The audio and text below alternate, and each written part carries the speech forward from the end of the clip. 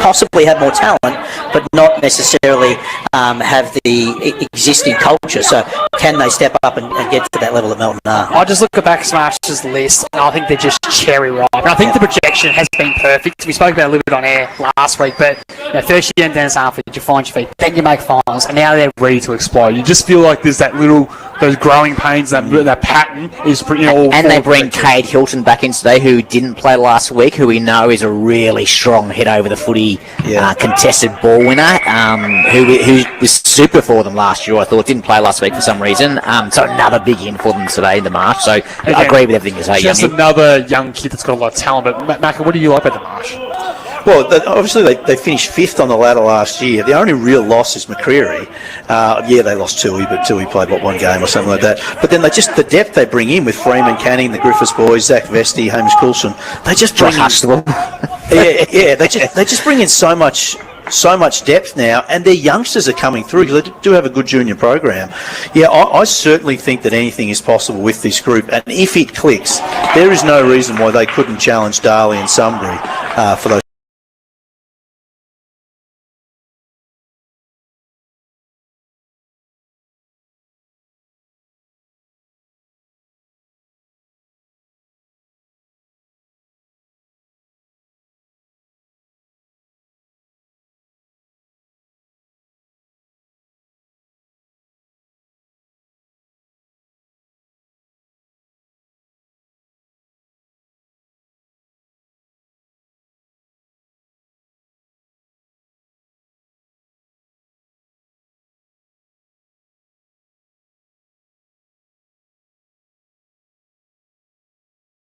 They adapted to the change of personnel, if you will. They sort of fell away in the second half when Back Smash really got their run and gun going, but there were some positives to take out there for Joe Carmody. And Jesse Cairns comes back in today, another one who didn't play last week. Good on baller, he will definitely add value to them. I think there was enough to like about East Point, and I think like any footy club at this time of the year, takes a while with so many new players to kind of gel. But I'm really excited about the Borough youngie.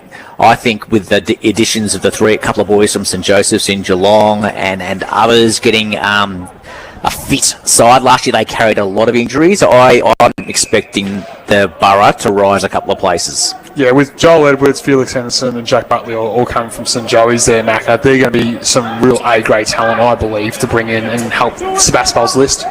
Yeah, they're going to really help, but it's going to be hard to replace. Well, they're going to need to replace Hugo Paps, that live wire forward, and the two O'Keefe brothers, plus Jed Hill and Mitch Johnson. There's just a bit of depth there. Possibly those guys do replace them. And what about Bailey Medwell? Is he playing, boys? I didn't not playing this week, no. Didn't see him named. So he back full-time at the Borough? He is back full-time at the Borough. Righto. So I think really... Luke Keel's playing today, didn't play a lot of footy last year. Yeah, I did see that. And Sebas have been a team that have had a lot of injuries over their time. They're going to need a good run with those injuries, and they need to get more out of some of the players they brought in last year. Someone like a Jed Hommelhoff, who missed a lot of the season or had an injury-interrupted campaign, I'd say.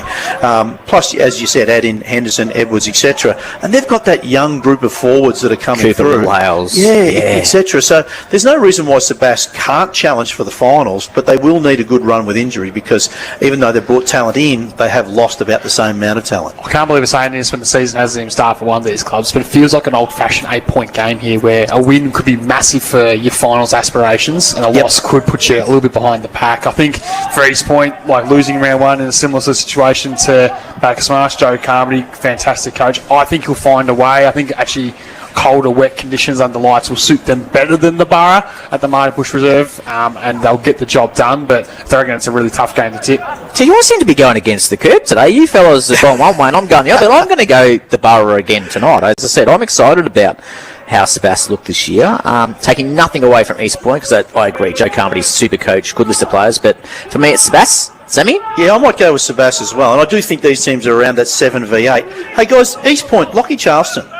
So he's the guy that was meant to be he was highlighted as a big signing. Ex-East Point boy, played at Port Adelaide, didn't actually get an AFL game, did he? But come back, and he's on the Werribee list. Played with Werribee last week. There's no VFL this week, but he's not in, is he? No. Wasn't released, and I think that's I spoke about this early in the week, that a guy like him that's trying to... He didn't make the the Vic squad either. Yeah, For the game against Sandford. So you come out of an AFL system that you Just want to play footy, don't you? You want to play footy. You want to potentially, I don't know Lockie personally, so I don't know if he has Great aspirations fella, to get back to the terrific highest level. fella, But yep. I assume naturally there probably is. Yeah. For him to miss that opportunity would be disappointing. You look at his stats at VFL level, he's playing a very tough role, that high half forward trying to get in. As you know, Macca, it's one of those positions where you can have great influence, maybe less play on the ground, but also you can have some lean days, especially if the ball's not getting down there as much as it has been. Less than 10 possessions a game. It's starvation corner, isn't it? Correct. You don't get a lot of touches in that. It's not like he's playing high midfield. Yeah, That's correct. what So we're saying, he's playing a really tough role. So I thought it was a perfect opportunity. Come play a game for East Point, probably play in the guts, probably have an absolute field day, and you look like a Rolls Royce. That he is. This kid got drafted. He's a star. I've seen him try stuff for East Point before as well. He's an absolute ripper. So I was disappointed as well that he wasn't released by Werribee. I thought it was a perfect opportunity to see a bit of form for him. Yeah, and Mace Cousins did get released and is playing with Darley today. So what's the rhyme and reason there? It just doesn't make sense. I just don't understand. But we're going to change tune a little bit on that side of things and cross down to our man Sam Treasure, who's racing the cold this afternoon here at Mars Stadium. How's the ground conditions here looking at Mars Stadium, my friend? Yes, well, I can tell you, young, it is going to be tough conditions for players today. There's strong winds blowing across the ground towards the Creswick Road. The goalpost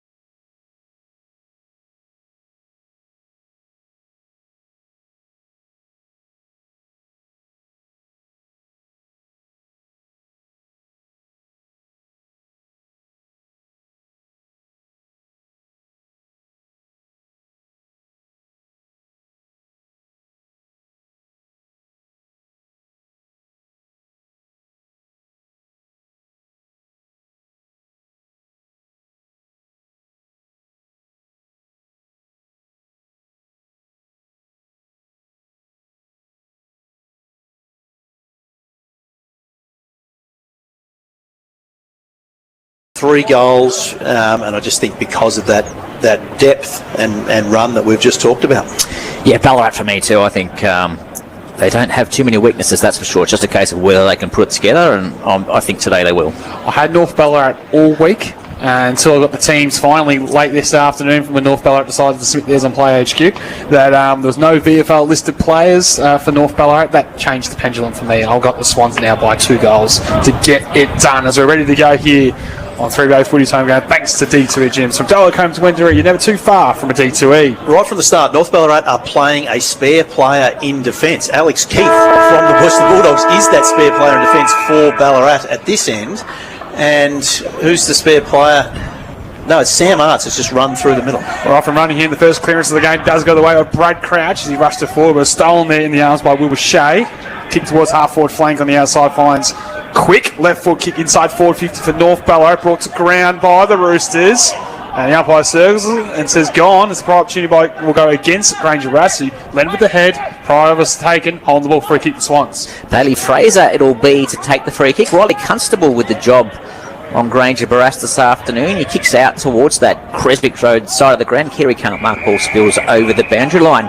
If you missed the reserves result earlier on, it was North 6-9-45. They beat Ballarat 3-13-31. Very inaccurate kicking from the Swans. They had plenty of the footy, but just couldn't get it done in front of the stick. So a win for North Ballarat as the ball comes back into play. Graham on debut for the Swans, taps the ball to ground. No one able to pick up cleanly. Plenty of players around the footy at the moment, and it looks like it's going to be another stoppage. About 10 metres on the north side of the centre circle. So Paddy Graham in the ruck for Ballarat is, 7 inches taller than Ryan Luke, but he can't jump as well as him, but Graham did win the first couple. Luke did well there, used his experience in his body as he won the tap, ushered forward. Big fist coming there for Maple to send in the middle of the ground for the Swans. Now the overlap hand pass will work out nicely. In the hands there of Jake Drever. He sends it inside 50 to a vacant forward line. The foot race is on. Biggie trying to get there. In the end, got rid of Glover. Handballs over the top. Opportunity for the Swans to get their first score of the day. In the goal square. And pop through. That was Andrew Hooper. Yeah, Andrew Hooper on the goal line. Very clever just to catch the ball and get it to his foot and to get his team up and running for the season. But Biggie Newen, as you said, just pushed Glover. It was debatable as to whether it was in the back or the side. I reckon it was a side. I reckon it was fair enough. But he sort of just bench pressed him, really, and Glover wasn't strong enough to be able to keep his feet. Biggie was able to pick it up and, set up that goal. Again, though, that's the exact example of Ballarat and their run and spread right from the start. Sam Young, how many times have you seen that calling career? Hooper on the end of one next to the goal line. Loves to get him out of the goal square, that's for certainly sure. Back underway here with Morris of North Ballarat just rushing it forward. Graham with his first clean disposal retreat back to Maple. Handball inside find Rinaldi. The Swans will swing it wide on the outer side to usher it forward. Short options on in Perkins, and it's used. Mark's taken just the true centre wing, virtually opposite our broadcast position on the outside for Ballarat as they go long and high inside forward 50. Big fly ball to the ground. Here's Hooper again. He's waiting for the crumbs. He only needs a look. Left foot snaps across the face. Minus score 1-1-7 on the Metro scoreboard. That's Ballarat, North Ballarat. Yet the score 3 minutes gone. Roger LeGrand. So North Ballarat under pressure early, Brad McGowan. They need to settle it a little bit here. Have the opportunity to do so through a kick out. That was Andrew Hooper's bread and butter, wasn't it? Just to stay at the front of the pack, swoop on the loose ball, just missed.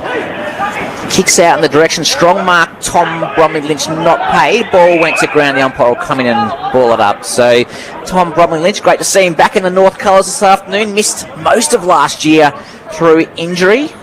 Vice captain in the leadership group this season, I've noticed. It's Graham. Ballarat wins the hit out. Ball goes to ground. It was Perkins in there. Simpson goes in for Ballarat, can't pick up cleanly. Rinaldi does, snaps over his right hand shoulder, just fades to the left, I think, and through for a behind. Another one for Ballarat. They go to 1-8. North yet to score. You'd have to say Ballarat are on top around the ball. They're winning the clearances. Paddy Graham's height in the ruck is helping, but North Ballarat can't get their hands on the ball enough at the moment. Morris will go right down the middle this time and find its way to Glover. He'll chip it over the top towards Leonard as North Ballarat look to use the corridor to their advantage. On the lead was Granger Barras. Great spot by Constable to get a fist in there. Lamb with the crumbs over North. Off to Granger Barras. Inside forward 50. The kicks to the advantage there of his teammate Lewis. In the pocket. Sidestep superb. Levelling kick was good. Finds McGuigan directly in front, 25 from goal. Wonderful ball movement by Ballarat there. They went right up the middle, didn't they? A series of sort of zigzagging marks down the field. Ballarat were able to break it up with a spoil, but that was class ball movement. And that's something they've been working on over the off-season. Proc talked about it early on. So they'll get their first shot on goal. I said Brad McGowan, thanks to our good friends at One Life Insurance. As McGuigan, pretty much directly in front, 30 metres out, to get their first score of the afternoon. The kick is awful in the end. It doesn't make the distance. The ball is alive, and we'll keep with the action. Quinlan outside the boot, levelling ball. Let's try this again. Finds Lewis directly in front. How did it get smothered? Or how? I don't understand. It went further. You could do that 100 times and not have the same result, I reckon, Macca. It nearly ended up further away from goal somehow. Anyway, North Ballarat get a shot even closer and in a better position. So hopefully he's learned something, Youngie, from that last one. I know he didn't take the last kick. It was his teammate McGuigan, but Lewis will kick it directly in front, 20 metres out, and doesn't make the same mistake. McGuigan, then he puts it straight through the middle. North are on the board. On the Metro scoreboard, they're 1 straight 6, Ballarat 1-2-8. Just an example, I guess, from our man Sam Treasure was saying in the pre-game of how strong that wind is, Brad. Yeah. Yep. Just couldn't even get a clean ball drop on it, was McGuigan, and he failed to make the distance from 25 metres out. So North Ballarat need to get their hands on the footy. They're getting the ball from out in the fulls and kick-ins and things like that, but they haven't won it at the source very often. Again, it's Ryan Luke and the Ballarat new ruckman in Paddy Graham doing battle. He's got a remarkable ability to leap, does Ryan Luke, and we'll see that again now. Jumping higher, but Graham with that height just wins. Gray at the foot of it, tackled straight away. Ball spills free in the end, and North are able to win the clearance through Morris. Handball over to Leonard, to Quinlan, on to Lewis. Lewis shot at goal, goes check side in the direction of Granger Barras, but Ballarat have the numbers to get back, and they'll be able to clear it away. So Swans in the deep into the defence. Hold on for that almost 2 goals a minute to Lewis. Kick off the instep. Going to make it tough for Chevy Smart. McInerney got him in the tackle, holds it in, we'll get a stoppage. About 35 metres out, inside forward 50 North Ballarat. Good forward pressure there, Macca. Yeah, and there's really no need to play on like he did Ballarat, but they've been able to keep it in, as you suggest. So Graham, unopposed in the ruck, wins it down. Smart, couldn't quite get a clean handle on it. Well play there by Bromley Lynch. Off there to Leonard, left foot snap towards the top of the square. Bouncing ball's alive. Handball out was towards McGuigan. He just tries to flip it over the back to Lewis. His kick smothered into the pocket, still alive. McInerney centering, kicks to the top of the square. He gets out the back, quick.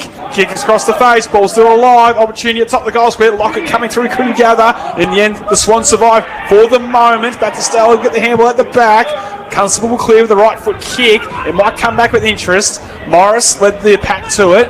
Gets out the back towards Carey. He'll flick at the hand pass in the Glover direction. Has to get his hands back on the footy before that ball disappears, and we'll have a lasso on the outer side for the last disposal. We'll get a ball up very close to the line in the end. Great pressure by North Ballarat to keep it in.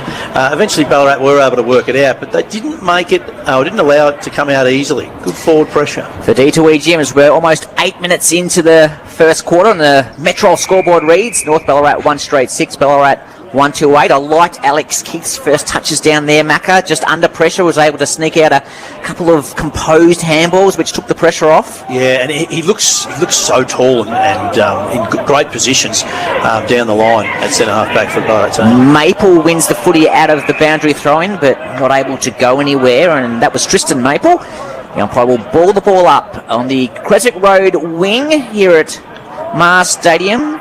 Clearance won by Ballarat yet again, and Zach Maple this time. It's going to be a lasso free kick, though. His ball spilled over the boundary line. It's going to go the way of North Ballarat. So an opportunity for North Ballarat. Centre wing outside. Virtually opposite our broadcast position. The ball has lived for the majority of the afternoon. Short kick was almost intercepted by Graham getting back, as a good ruckman should do. Handball's ricocheted between a couple. Lamb at the back there to Luke. Was bumped as he kicked. The umpire said downfield. Free Fair kick. enough, too. So Lockett will gather. He's 70 from goal. Right foot kicks a spearing one in the direction of Quick, who arrived late, but back with courage free kick mark, whatever you want to say, will go the way of the Swans. Alex Keith. Just getting in the hole as that loose player. Yeah, he's really controlling things too down there. You can see him using his voice. He's matched up on a smaller player, and so he's going to be very hard to get past for North Ballarat. Nice kicks it straight back to North Ballarat in the end. It was McGuigan to Morris inboard. Finds Leonard, goes long towards full forward. Big contest here. Keith's not going to be part of it. Lockett is, but Keith picks up the crumbs. Handball comes out in the direction of Simpson, I think it was. He goes out onto the outer wing. Ballarat with a stop play now. Back line of the centre square. Over the top, Rinaldi looks for the pass and finds his target, centre wing, virtually opposite our broadcast position on the far side wing. We played 9.5 minutes of this opening term. Ballarat will go to half forward in the O'Brien direction. Bounces in front of him. Tibble trap it and break the tackle. Did he keep it alive? No, he did not. Tried to walk the tightrope on the boundary line, did O'Brien, and couldn't fool the umpire. Out of bounds, we've got a ball in 50 from goal. Still a very congested game, sort of all players within that sort of 70 to 80 metres of the ball at all times, so hard to find space. Graham won the hit out, but Luke actually picked the footy up first and tried to get the kick. Luke Gray, who's been playing that kind of in and under role. We've kind of come to expect him as more an outside midfielder, Macca, but today he seems to be playing very inside from that wing. Umpire throws the ball back up. Strong tackle laid on Leonard, and it'll be a repeat stoppage. White Squire's part of that midfield crew for Ballarat this afternoon, a player who seems to be growing with every year here in the Ballarat Footy League. Umpire's found a free kick out of that ruck contest. It's going to go the way of Paddy Graham, fresh off a premiership for Skipton. Looking at options in the end, he goes long in the direction of Richard. Taps it to guess who? Andrew Hooper. And he's missed to the right-hand side. There is bread and butter, as you said earlier, Sam Young. And this one goes to the right-hand side. On the Metro scoreboard, 139 Ballarat North, one straight goal. He's had a couple of sniffs. It's amazing when you just bring the ball to the ground, like havoc he can cause inside forward 50. Whilst we wait for the ball to come back, might cross down our man Sam Treasure on the bench. So how are the benches looking in the early part, Sammy? Oh, well, it's been a high-octane start, this game, hasn't it, lads? Benches are good. It's interesting always to see the approach here at Marseille. Mash Baker on the ground, just talking to his players as they come off. Clint Proctor with the other approach to sit in the coach's box upstairs. Well, it's nice and warm, I don't blame Clint. Morris got down the middle, shows too much of a turnover coming. Mark is taken by Rinaldi, who'll get a shot on goal. And yeah, bad. Well, just a bad kick out, to be simple as that, Brad. Yeah, they were fantastic with their last kicking, weren't they? So, and that started by the same sort of kick down the middle, the aggressive kick, because it can set up that ball movement to get a shot on goal. But unfortunately, if it doesn't come off, the opposition get a shot on goal, and that's exactly what happens here. So Zach Rinaldi will shoot from 35 metres out on a probably 45-degree angle or so. Goal a game he averages, Youngie. Very good operator on the half-forward flank for the Ballarat Swans. Comes in and made the goal umpire do a dance in the end. Too much of a dance, and it seems like that bad kicking of goal is contagious at the Swans, carrying on for the reserves game. They're 1 goal 4-10 on the Metro scoreboard, leading North Ballarat 1 goal straight 6. They're wasting some opportunities here, Ballarat. Breeze slightly favouring that end, we think, as Morris elects to go long this time in the direction of Quinlan. Has support, ball goes to ground. Strong tackle laid by Arts, and it'll be a ball up. The Creswick Road wing here for D2E Gyms. It's been an exciting start to this first quarter on 3BA footy. Ball goes to ground. Ballarat win the clearance, this occasion through Zach Maple. Ball gets over to a teammate in Tom Simpson out of Canberra. It's going to be a lasso free kick, and Youngie loves those lassos. Get around him.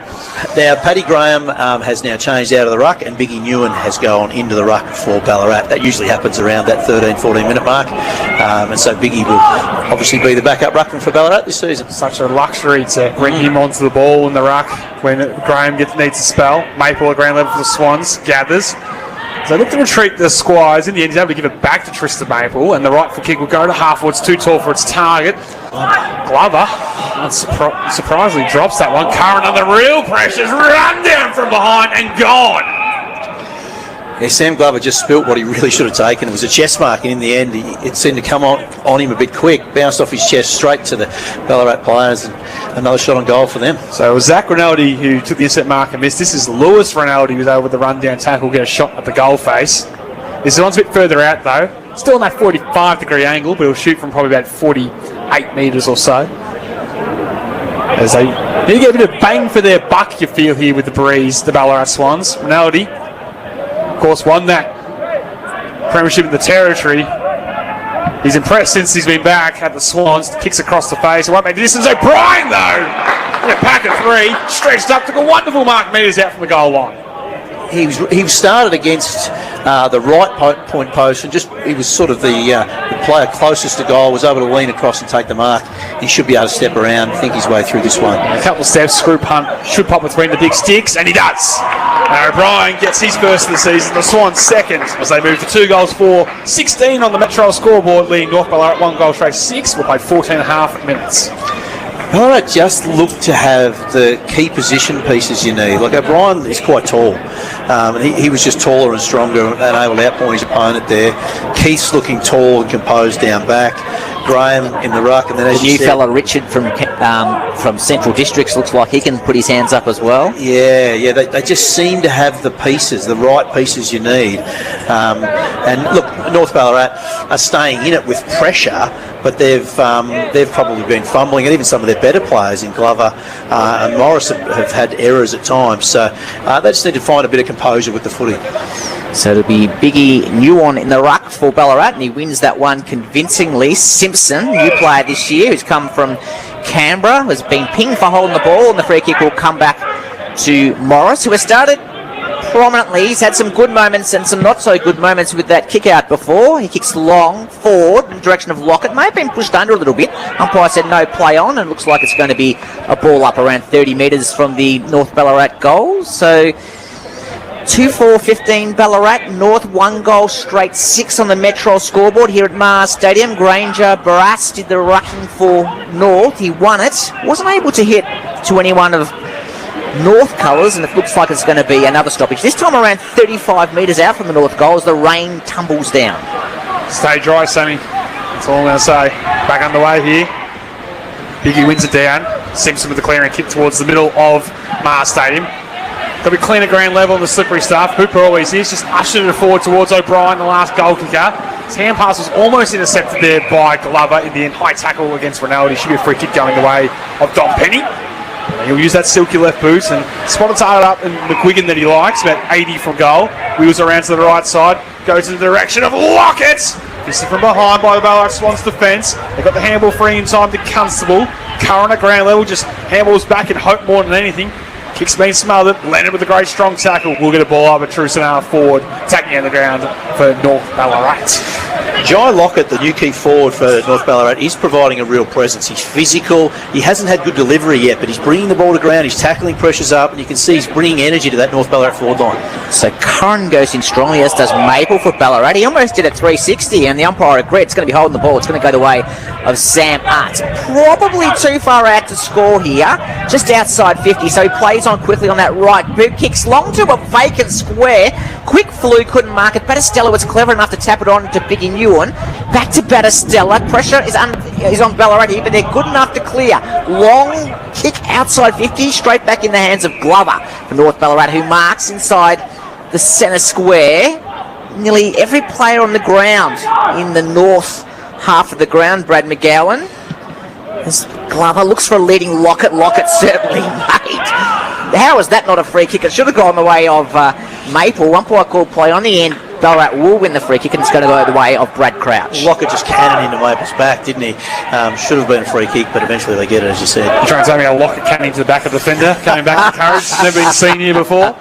Crouch goes sideways as the Swans maintain possession. It's a little bit of precipitation has fallen, and will make the ball a little bit greasy and harder to deal with. Short pass is good. The Swans will advance to centre wing on the other side. Right foot kick from Maple, go towards the half-forward line. Put the ground in the air by the Swans. Spills out the back, hacked off the deck there by Purchase. Might be able to get his own footy and go inside with the hand pass, which he does to Leonard, who's a welcome return this season. The kick out towards the broadcast side. Lewis has been lively, will retreat back. North Ballarat will share it as they look towards McInerney. With courage coming back, was collected heavily by Fraser. No free kick, says the umpire. And we'll get a stoppage for the first time of the entire afternoon on centre wing of the broadcast side. I'm just saying it's a welcome return to see the ball up close and personal.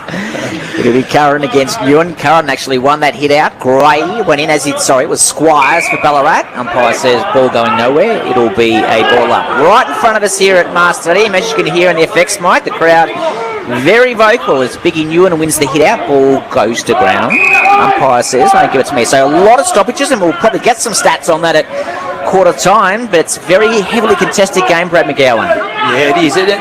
That's because both teams are sort of keeping numbers around the footy.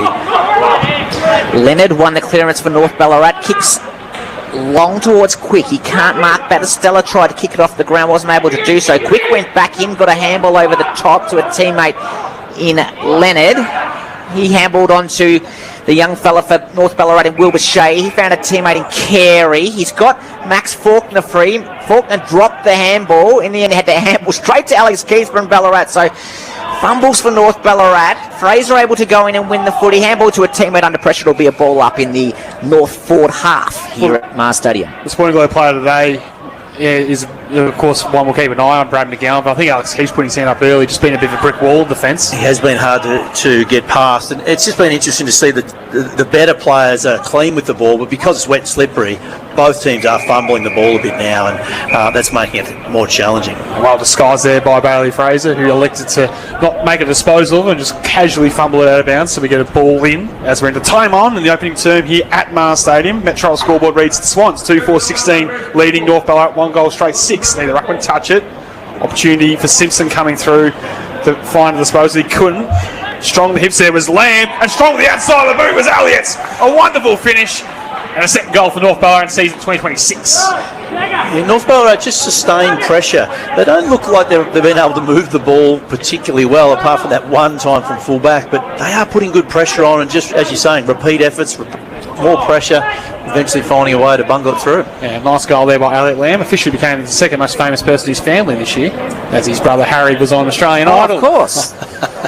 So you're the captain of North, and I've got a goal this afternoon, so cop that, Has. Yes, did you vote for him, Sammy? Got on there and... I used all my 10. Yeah. Yeah, he's good. He was good. For D2E Gems from Delcombe to Wendouree, you're never too far from a D2E. We're 21 minutes into the first quarter here at Mar Stadium. Play back underway in the middle of the ground. Oh, out. As we've seen time and time again this quarter, it looks like it's going to be a repeat stoppage. North seems to have kind of levelled up the centre clearances a little bit, Brad, from the early dominance that Ballarat did have, as Graham hits the ball to ground for one life. Yeah, they have been a bit better. Graham's now back into the ruck and Biggie's gone forward. But yes, I would say North Ballarat are better at sharking the taps. Graham's been winning them, but North Ballarat have often been winning that first possession from it. As you call, Carey leaves that one behind after the Graham hit out. Overlap hand pass is good to Rinaldi. Has Squires enough forward and spots him up right on the paint. Wind at his back, could be within range, maybe. Ignore the maple hand pass, decides to go laterally with the kick. It's got to be perfect, and it is. Mark's taken by Zach Rinaldi just inside forward 50. He'll line up for a shot at goal again. It's going to be another one of those long shots at goal. Though long shots usually equal long points. I'd like to get in a bit closer, but North Ballarat seem to have numbers back each time Ballarat look up, and so they are defending fairly desperately. Yeah, you're right, Mac. I mean, Squires took the mark at a nice central position. He looked up and couldn't find anyone in the hot zone to really set the footy towards. So he waited, he was patient. He ended up spotting up Rinaldi, took the outstretched mark, and he'll come in for goal for the instant response. Kicks on its way, and it's goal for goal here to start at Mar Stadium. As Zach Rinaldi kicks his first of season 2026. The Swans moved 3 goals forward, 22 on the Metro scoreboard. North Ballarat 2 straight 12. So that's Zach Rinaldi. Lewis is the one that we played at Darwin all summer. Correct. Righto, and as you said, won a premiership up there. So he's another one of those, well, basically full-time footballers these days. Not having an off-season. Me personally, I'd need, well, multiple off-seasons at this age, but even playing back at that stage. We do see it, we have seen it has had an issue, or has caused people like the Johnson boys' bodies to eventually break down, but good for a few years. Graham won the hit out and Ballarat win the clearance. Long kick forward inside 50. Getting back for North Ballarat to spoil is young Bowman. Taps the ball straight to his teammate's hands in Glover, and it's going to be a repeat ball up. So Graham will contest. Luke went very early and it was effective because North won the hit out. Shea goes in hard for North Ballarat, but not able to pick the ball up cleanly, and it'll be another ball up. So wet conditions certainly leading to a very contested game at this point in time, as Luke jumps too early on that occasion and Ballarat wins the free kick. Crouch plays on quickly, kicks in the direction of Gray. Morris comes out to meet the ball with Purchase. North Ballarat will have the numbers. Tom Bromley Lynch playing more a defensive role today, taps it over to Morris. He goes kick up towards centre of the ring in direction of Lewis, but very cleverly intercepted by Tristan Maple. He went to ground heavily. It must have been over the boundary line. It'll be a free kick to Ballarat on centre wing. So 24 minutes gone in this first quarter here at Mars Stadium. Maple kicks long. Pack will fly. Big and Ewan over the back. Probably should have taken that even with the wet conditions, and it looks like it's going to go to ground and be another ball up. Nearly the first time they've actually kicked to Ewan. I'd like to see Ballarat be a little bit more direct. That last one, they had the ball in the middle of the ground and end up over on the windy pocket. Just be more direct. You've got someone like Biggie at full forward. Squires, a ground level, retreats to the hand pass, but misses his target. McGuigan hacks up the deck. Now Leonard's going to try and keep it in before the lasso, and he couldn't. So it'll be a free kick to the Swans with the new rules this year, as that's went out of bounds. Of course, only applies in between the 50-metre arcs. So free kick Swans, free kick Maples. They truckload again. Outside, virtually opposite our broadcast position. Uses the stand rule to his advantage, gains a few bit more metres, goes towards the hot spot. Graham went with the spoil, brought it to ground for the Smalls. North Ballarat will clear and dump into the corridor. Keith led the race for the Swans, kept it in front. Lamb did well, off to Lewis. Didn't see the player come from the outside, threw the head back and is gone. From his blind side was Zach Rinaldi. Another rundown tackle to a Rinaldi boy in the middle of Mars Stadium. This time Zach will send the Swans into attack. 25.5 minutes gone in the opening term. High ball in the Biggie direction. He creates some chaos. It gets out the back. Bowman's got to be clever. Shows some really good composure. Exit kick will find McGuigan, and North Ballarat out on the outside. Lamb, the skipper for North Ballarat, kicks the ball long up centre wing in the direction of Lewis, and it looks like it's going to be out of bounds on the full. It's going to go the way of Alex Keith for Ballarat. He has been dominant in this first quarter behind the footy, and we'll hear more about that from Brad McGowan a quarter time. Kicks to Squires. Over the top. Ballarat suddenly under pressure. Perkins goes onto his left boot. Well smothered for North Ballarat by Luke. The umpires found a free kick, and it's going to go his way. Ryan Luke in the centre of the ground. Probably unlucky not to get 50 in the end. The ball's supposed to come back on the full, but it got trailed along the ground. The veteran. Handballs to Morris. Well, for some time now, it'll be Bowman. Goes out onto centre wing in the direction of Quick. Cleverly pushed Battistella under the footy. Wasn't able to pick up cleanly. Ball comes back to Ballarat, and Crouch has it now. Over to Rinaldi. Back to Gray. Perkins with the footy now. Goes onto that left foot of his into the 50, looking for Biggie Newen, but Glover's quick enough to get back and take a strong mark. That's better by Glover. Shows a good composure of the short ball. Just the required 15 to Smithy, or Ryan Luke, if you will, who'll go laterally to Purchase. Now to half back to find Carey. They change it towards the attacking broadcast side, and the short ball in ball to find Morris. It seems to be their quarterback this afternoon, the man they're really trying to set up all the attack with his foot skills. He'll go laterally in the end to find a target mark taken there by Wilbur Shea. He plays on, cops a little bit of tension as he kicked, and he knew the contact was going to come from Richard, and a little bit maybe inexperience there shown by Tyson Richard, and opportunity maybe for a showing goal coming here for North Ballarat. Well, Ballarat have been doing that all day, really. They've been hitting players just as they kick. Handball receive off to Lockett in the pocket, and you don't mind the look of it, just across the face. Yeah, it's good that the Ballarat are bringing pressure, but they have hit players late multiple times, and that's the first time they've actually paid it downfield, but they just have to be careful with that. It'll be Tristan Maple to bring the ball back into play as the Metro scoreboard time clock shows 28 minutes gone here in the first quarter. Players conscious of the red time. As Maple brings the ball inboard dangerously and misses the target. Morris able to get back, gives it to Bowman. Ends up with Carey. Probably could have been pinged for holding the ball because he didn't dispose correctly. Umpire said play on. Gray cleans up, gives it back to Maple, kicks long. It's going to be a one-on-one, and Glover falls over at the crucial time. Biggie Newell not able to keep his feet either on the ball. North Ballarat very luckily able to get out of that one, and it's Glover who gets the kick in the end and goes in short to Shea. Plays on quickly in the direction of McWigan. Strong mark overhead in the end.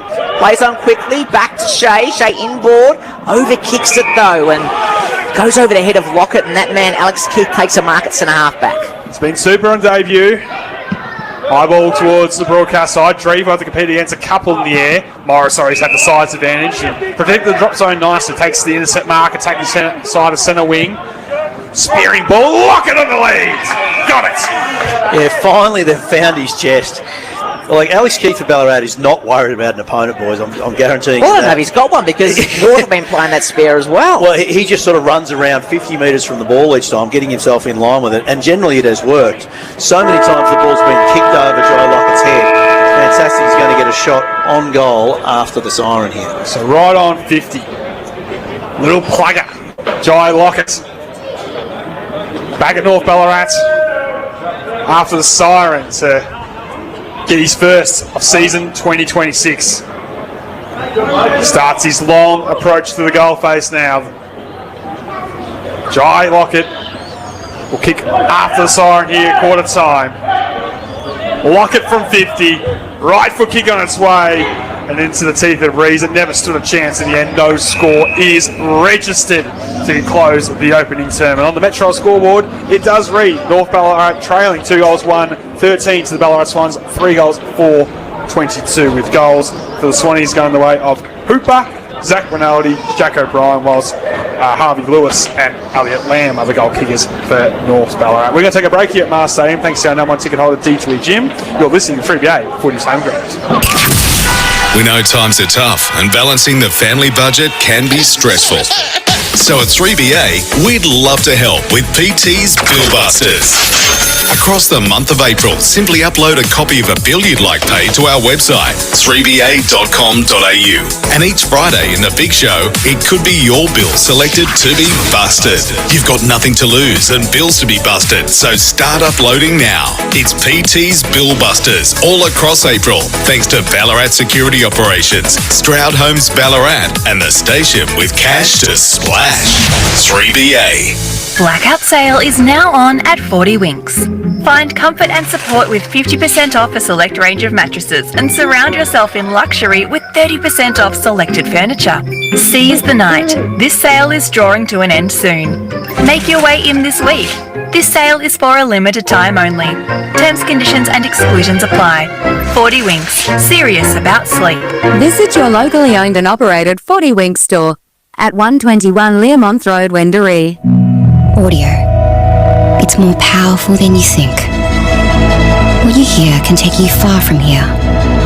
Can move you to dance, to run, to tears. It's all in your ears. For advertising with real power, start with commercial radio and audio, where brands are heard. CRA.au. Over 5 million Australians suffer from dry eye disease. If cold winds, heaters or allergies make your eyes feel watery or itchy, you might be one of them. Symptoms vary from dry, red, burning eyes to blurred vision. But the good news is, OPSM in Stockland Wendouree can help with OptiLight. OptiLight treats the root cause of dry eye disease, not just the symptoms. Book your comprehensive dry eye assessment today at OPSM in Stockland Wendouree. OptiLight, only at OPSM in Stockland Wendouree. The greatest travel show, presented by Inspiring Vacations, is coming to Ballarat. A free travel event packed with inspiration, expert advice and exclusive deals. Existing Inspiring Vacations travellers can relax in the exclusive departure lounge. And if you book at the event, you could win $500 towards your holiday. The greatest travel show, presented by Inspiring Vacations. Saturday, April 11, 9 till 4 at Ballarat Goods Shed. Free entry, but places are limited. Register now at inspiringvacations.com. Get your build on a roll with Metroll Ballarat. because Metrol Ballarat is rolling forward with a brand new fleet, servicing a wider area with faster turnarounds. Inside the shed is a new flashing folder and Ballarat's only automated slitter, state-of-the-art and built for accuracy. Metrol is first in fencing and Blue Scope Colorbond steel roofing and rainwater products. Proudly local and with better service, better advice, better building solutions. Talk to Metrol Ballarat, 20 Wiltshire Lane, Delacombe. Take your ride to the next level with Predator Raptor batteries. Raptor combines the safety of lithium iron phosphate with innovative new features to deliver a world first in power sport batteries. Thanks to the unique shake-to-wake technology, you can maintain your batteries charged during the off-season, ensuring your motorbike or power sport equipment starts when you need it. Predator Raptor. Now available at R&J Batteries. Power like nothing else. Hi, I'm David Franzo, your local funeral director at Simplicity Funerals, and I'm here to help and support you during life's most difficult time. When someone you love passes, you deserve support from someone who truly cares. We believe that in life's hardest moments, simplicity brings comfort. We're here to make things easier and help you and your family feel supported every step of the way.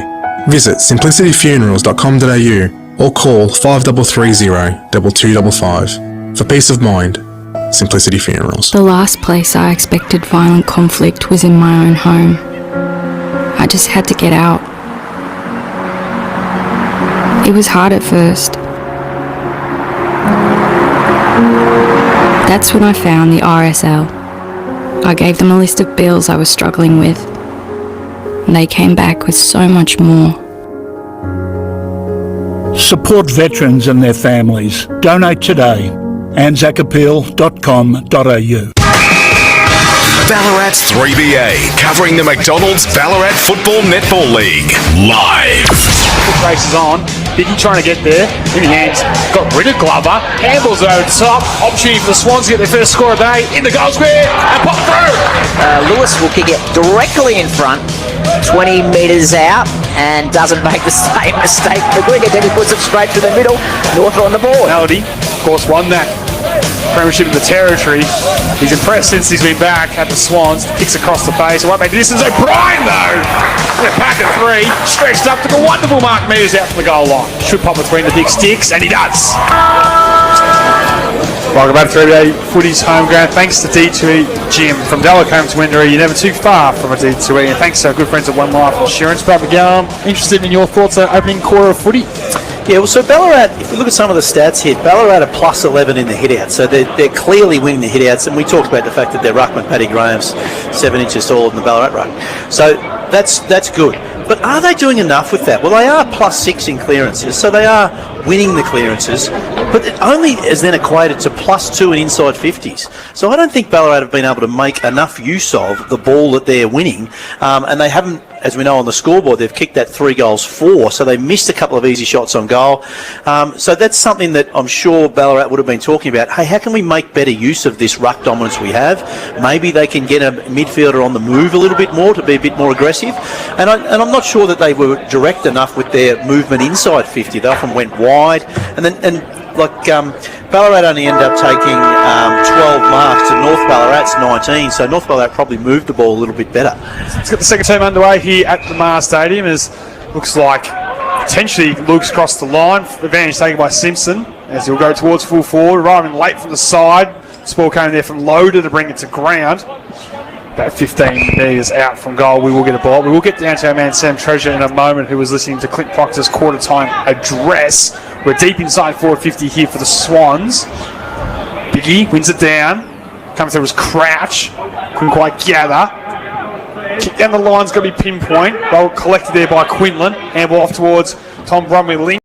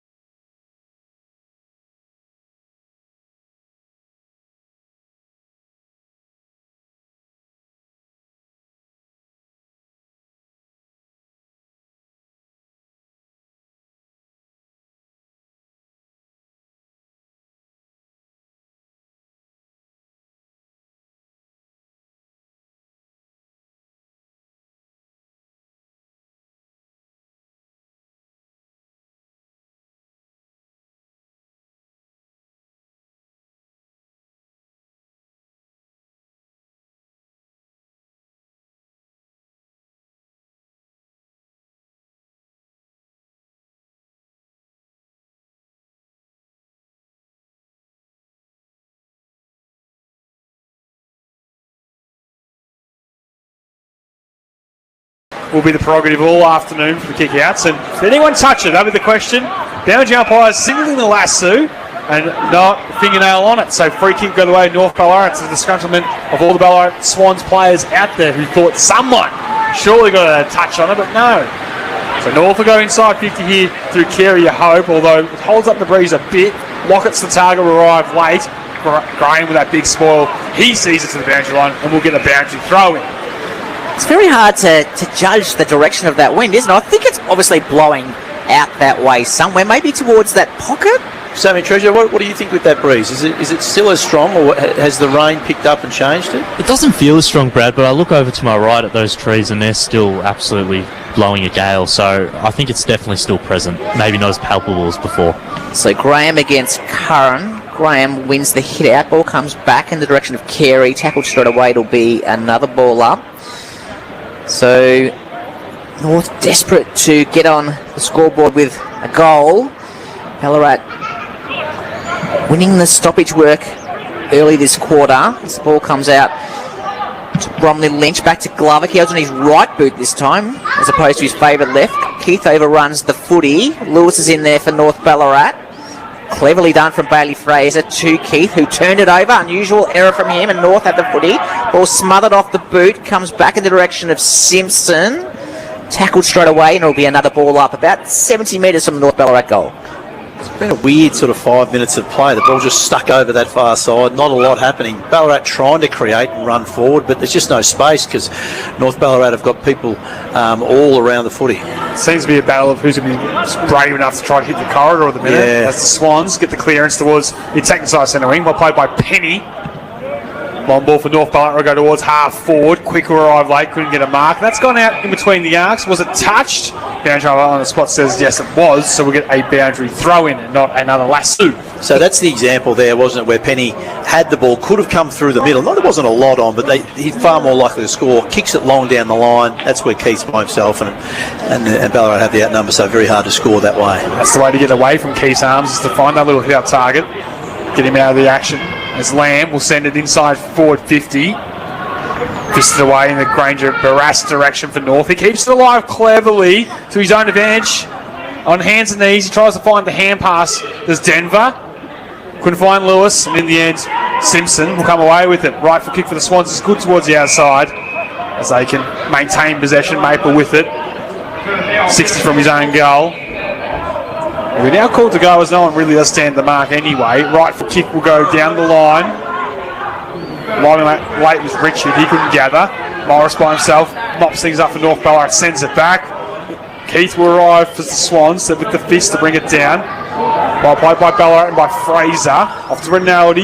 He's 6'2" tall for an intended target, out of bounds, and the lasso free kick will go the way of North Ballarat. Looks like it's going to go the way of Wilbur Shea in the orange boots.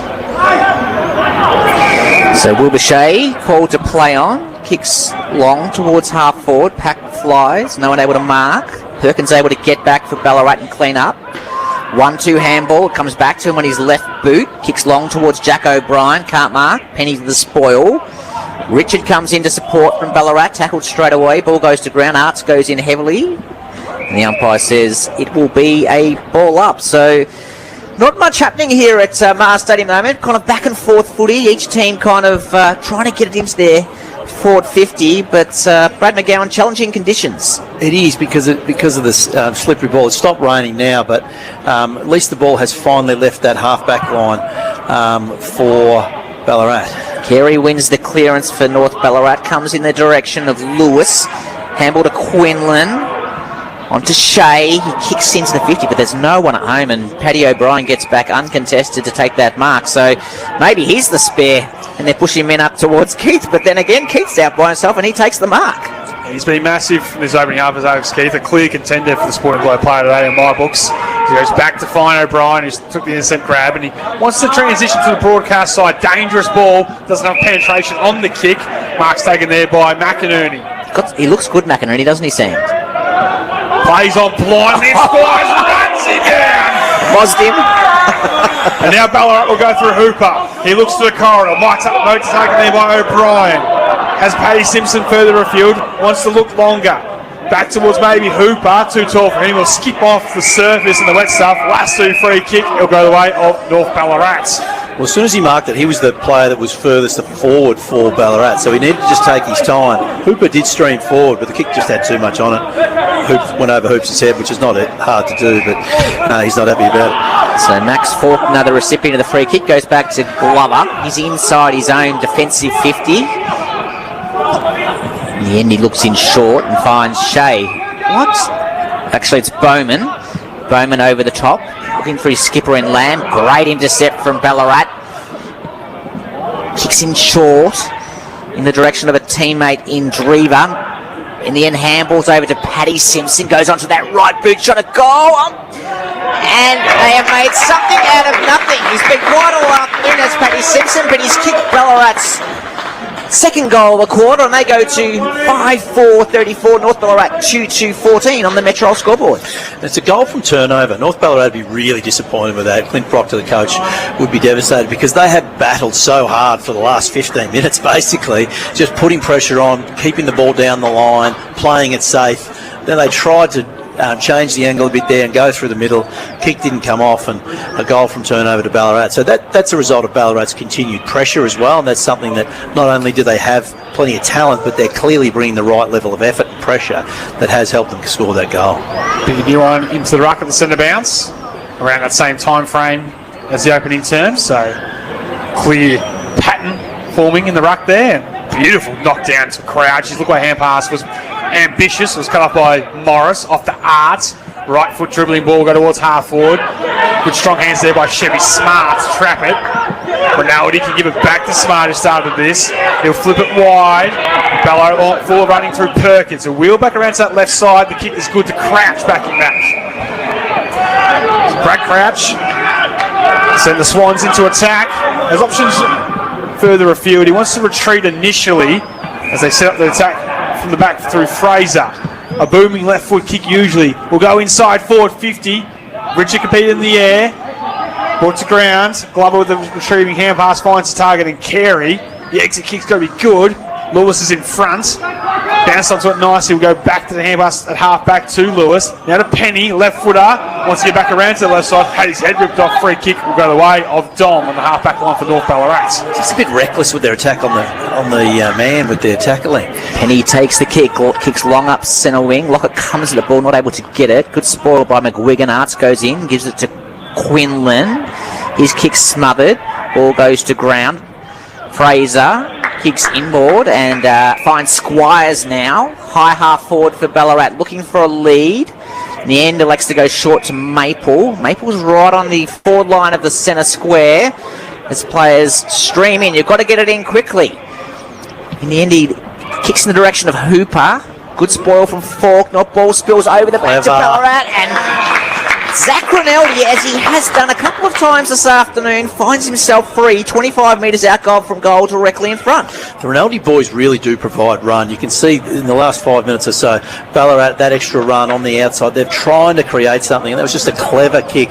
Instead of aiming towards goal, pivoted, looked laterally, Rinaldi was out by himself, and will get a shot on goal from, say, 25 out straight in front. His pressure's been superb. He's got an end of one already. Become the first mobile goal kick of the afternoon. Zach Rinaldi directly in front. Shoots for goal. 35 metres out. Makes the goal play to a merry dance. In the end, goes through for a minor score. 5-5-35 on the Metro scoreboard. That's the Ballarat Swans. They lead North Ballarat 2-2-14 as the time on in the second term. The D2E Gyms.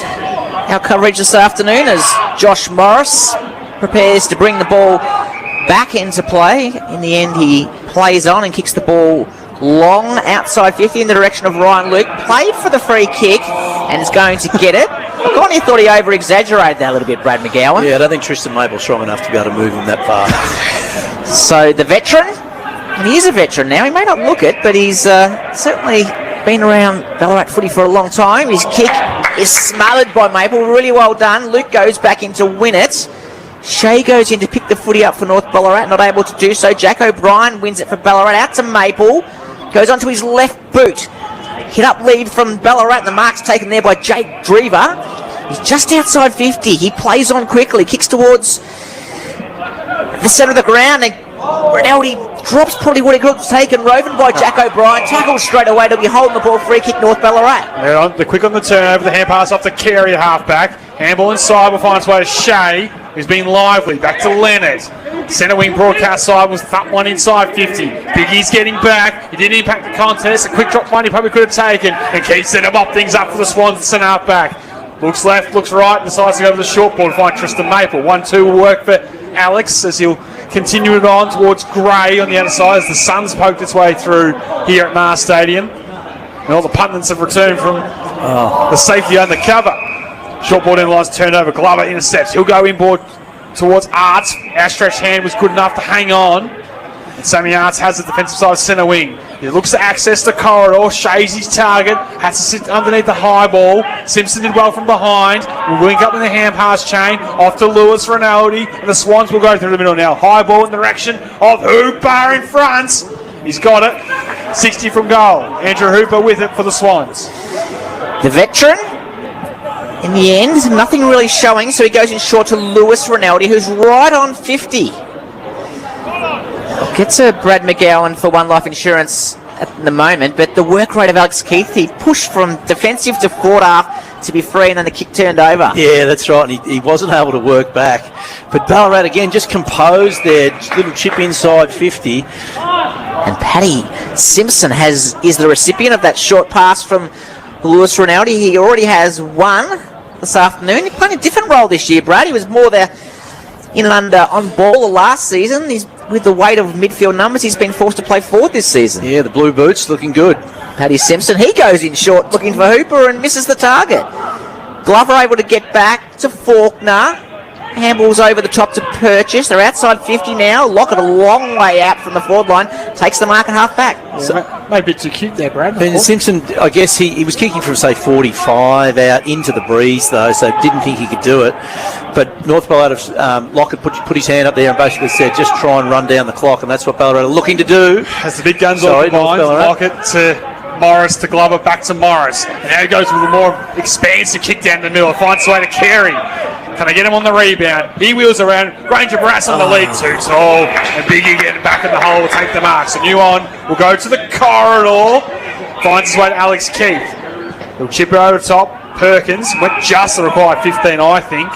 He'll play on. Kick on it was up the outside of the boot a bit. Probably Lynch goes with the fist and sees it out of play. We'll get a ball in between centre wing and half on the outer side of the ground. For someone who had such an influence last year, Denver Granger Barras, he really hasn't had much influence on this game at all. I know he's playing deep forward and the ball movement has made it harder for North Ballarat at times, but it'd be really good for them to try and get him into the game somehow. I reckon Alex Keith's got one fork into that steak at the Sporting Globe at this point in time. He's absolutely dominating as the ball comes back into play. Leonard kicks it and Battistella gets back and takes a courageous mark for Ballarat on centre wing. Elects to go laterally, as you'd like to say, Sam Young. Finds a teammate in Bailey Fraser. Just running down the clock now as it ticks into the 25th minute and Bailey Fraser turns it over quick. Was on to what was happening. Unfortunately, he fell at the crucial time and Bailey Fraser's able to come back in. Umpire's found a free kick. Lucky boy. And it's going to go the way of Quick. Very slow to get up. Just kind of clutching at that shoulder a little bit. Let's hope he's okay. North can't afford to lose him. He takes the kick now. Kicks long towards half forward. Pack will fly. Strong mark by Lockett. Overhead. He's looking to play on quickly from outside 50. He doesn't seem to have much to kick to, so he's slowed it right down. The umpire says, play on, please.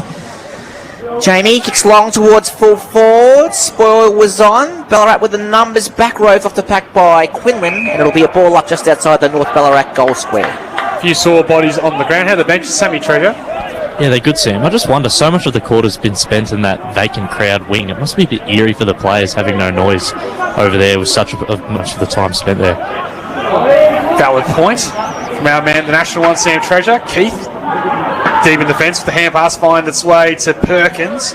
Got his kick away just in time towards that vacant centre wing position. Graham led the race, but the numbers here with North Ballarat. Carey retreats to Glover as he looks to access the corridor with that left boot, and he does. He finds Leonard. He plays on immediately to his own left side, goes inside 50. They really just need a mark there, and then they get one. just for their confidence more than anything. Good change of direction initially from Glover. The finest way to Leonard, and the mark's taken inside 50 by Will Quinlan. Ballarat be really disappointed with that. They had extra numbers. They were like +3 back there. But Quinlan just attacked the footy and didn't have enough players go with him. The Ballarat players sort of sat behind the ball and hoped that North Ballarat would bomb it in long to them. Great lead and mark by Quinlan. 27 minutes gone in the second term. No goals in this quarter to North Ballarat.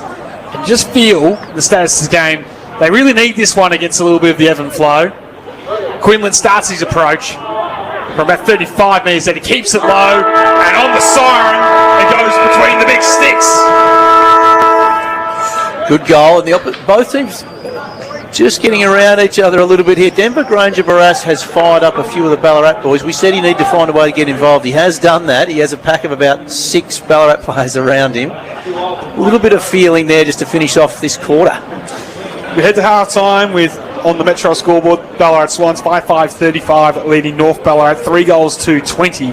All individual goal kickers across the board with Big Newen, Andrew Hooper, Paddy Simpson, Zach Rinaldi and Jack O'Brien on the score sheet for the Swans, whilst for North Ballarat, Harvey Lewis, Elliot Lamb, and after the siren in the end, it was Will Quinlan who put the only goal of the turn for North Ballarat between the big sticks. Thanks so much. Take a hold of D2E Gyms. You're listening to 3BA's Footy's Home Ground. We're going to take a break here at Mars Stadium. We'll be back soon for more action on 3BA Footy's Home Ground. 3BA's Secret Sound at PT on the Big Show. Hey, how are you, Alan? I'm very well, and yourself? Very well, thank you. Always good to have you on board, my friend. All right, what are you thinking? Well, I'm thinking it's a very hard one. I think it's time to give a few clues. But anyway, my guess for today is, are you rolling a ball made of sticky tape? No, Alan, not doing that, I'm sorry. No, never mind. Thanks to Kitchens You Build. Your home, your choice. 106 Sutton Street, Delacoe. It's 3BA's Secret Sound. Just after 8 weekday mornings on 3BA's Big Show.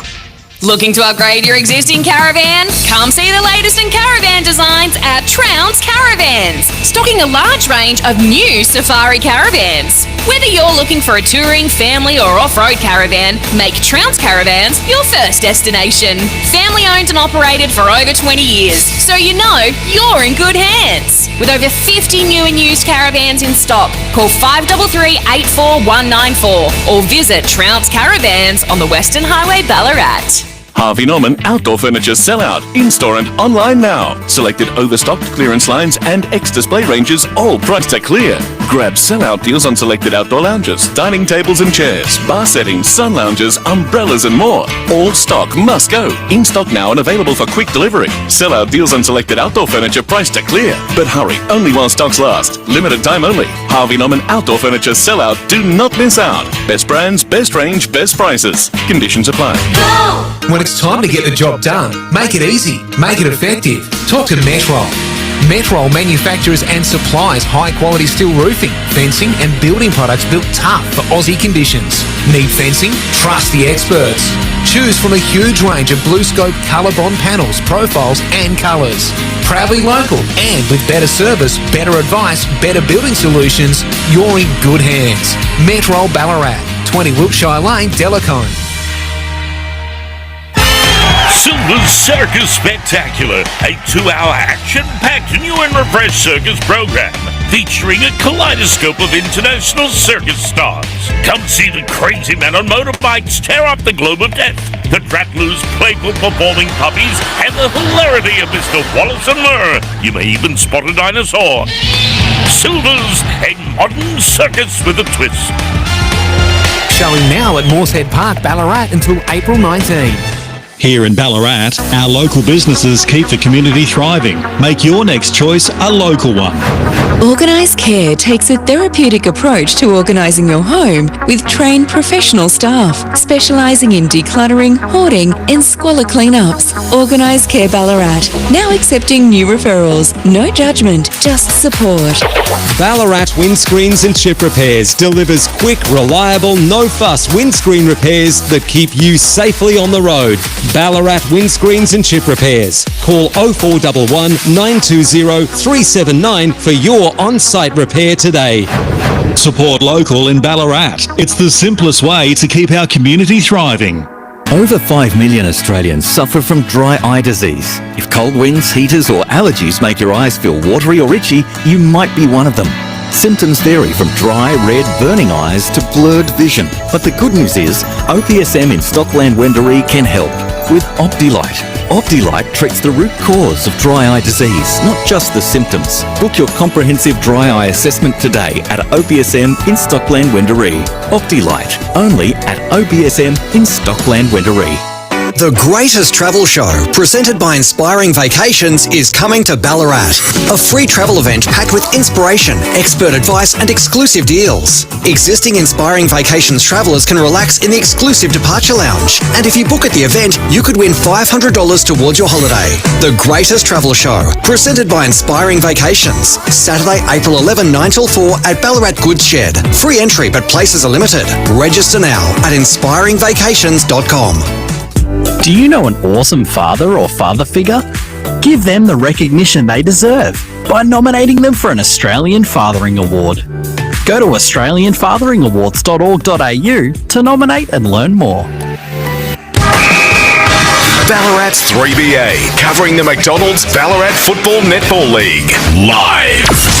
Hamill's over to Keith on that left boot of his, kicks long to a one-on-one, and Biggie Newen uses his strength, plays on, goes on to his right boot, kicks towards goal, it's going to go, swinging back with that win. There you go, there's the advantage of that breeze. And kicks in short in the direction of a teammate in Drever.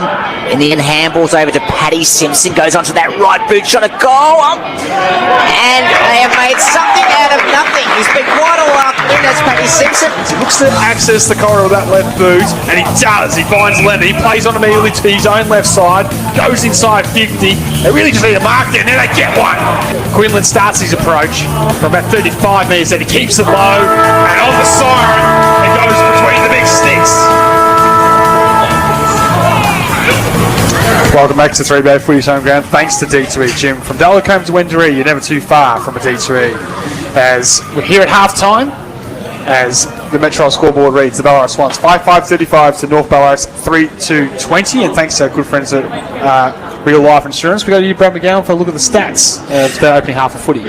Yeah, so in the first quarter, Ballarat were certainly dominating the hits. That continued with Paddy Graham and Biggie Newen winning the ruck taps. They were only +6 that quarter and +11 the first quarter, so +18 overall. But the major change that quarter was that North Ballarat were even better at the clearances. So North Ballarat won the clearances 9-4 or +5, so that allowed them to get a bit more first use of the footy and get the ball into their forward line, and that meant that, well, inside 50s, North Ballarat 9, Ballarat had 11, so fairly close there.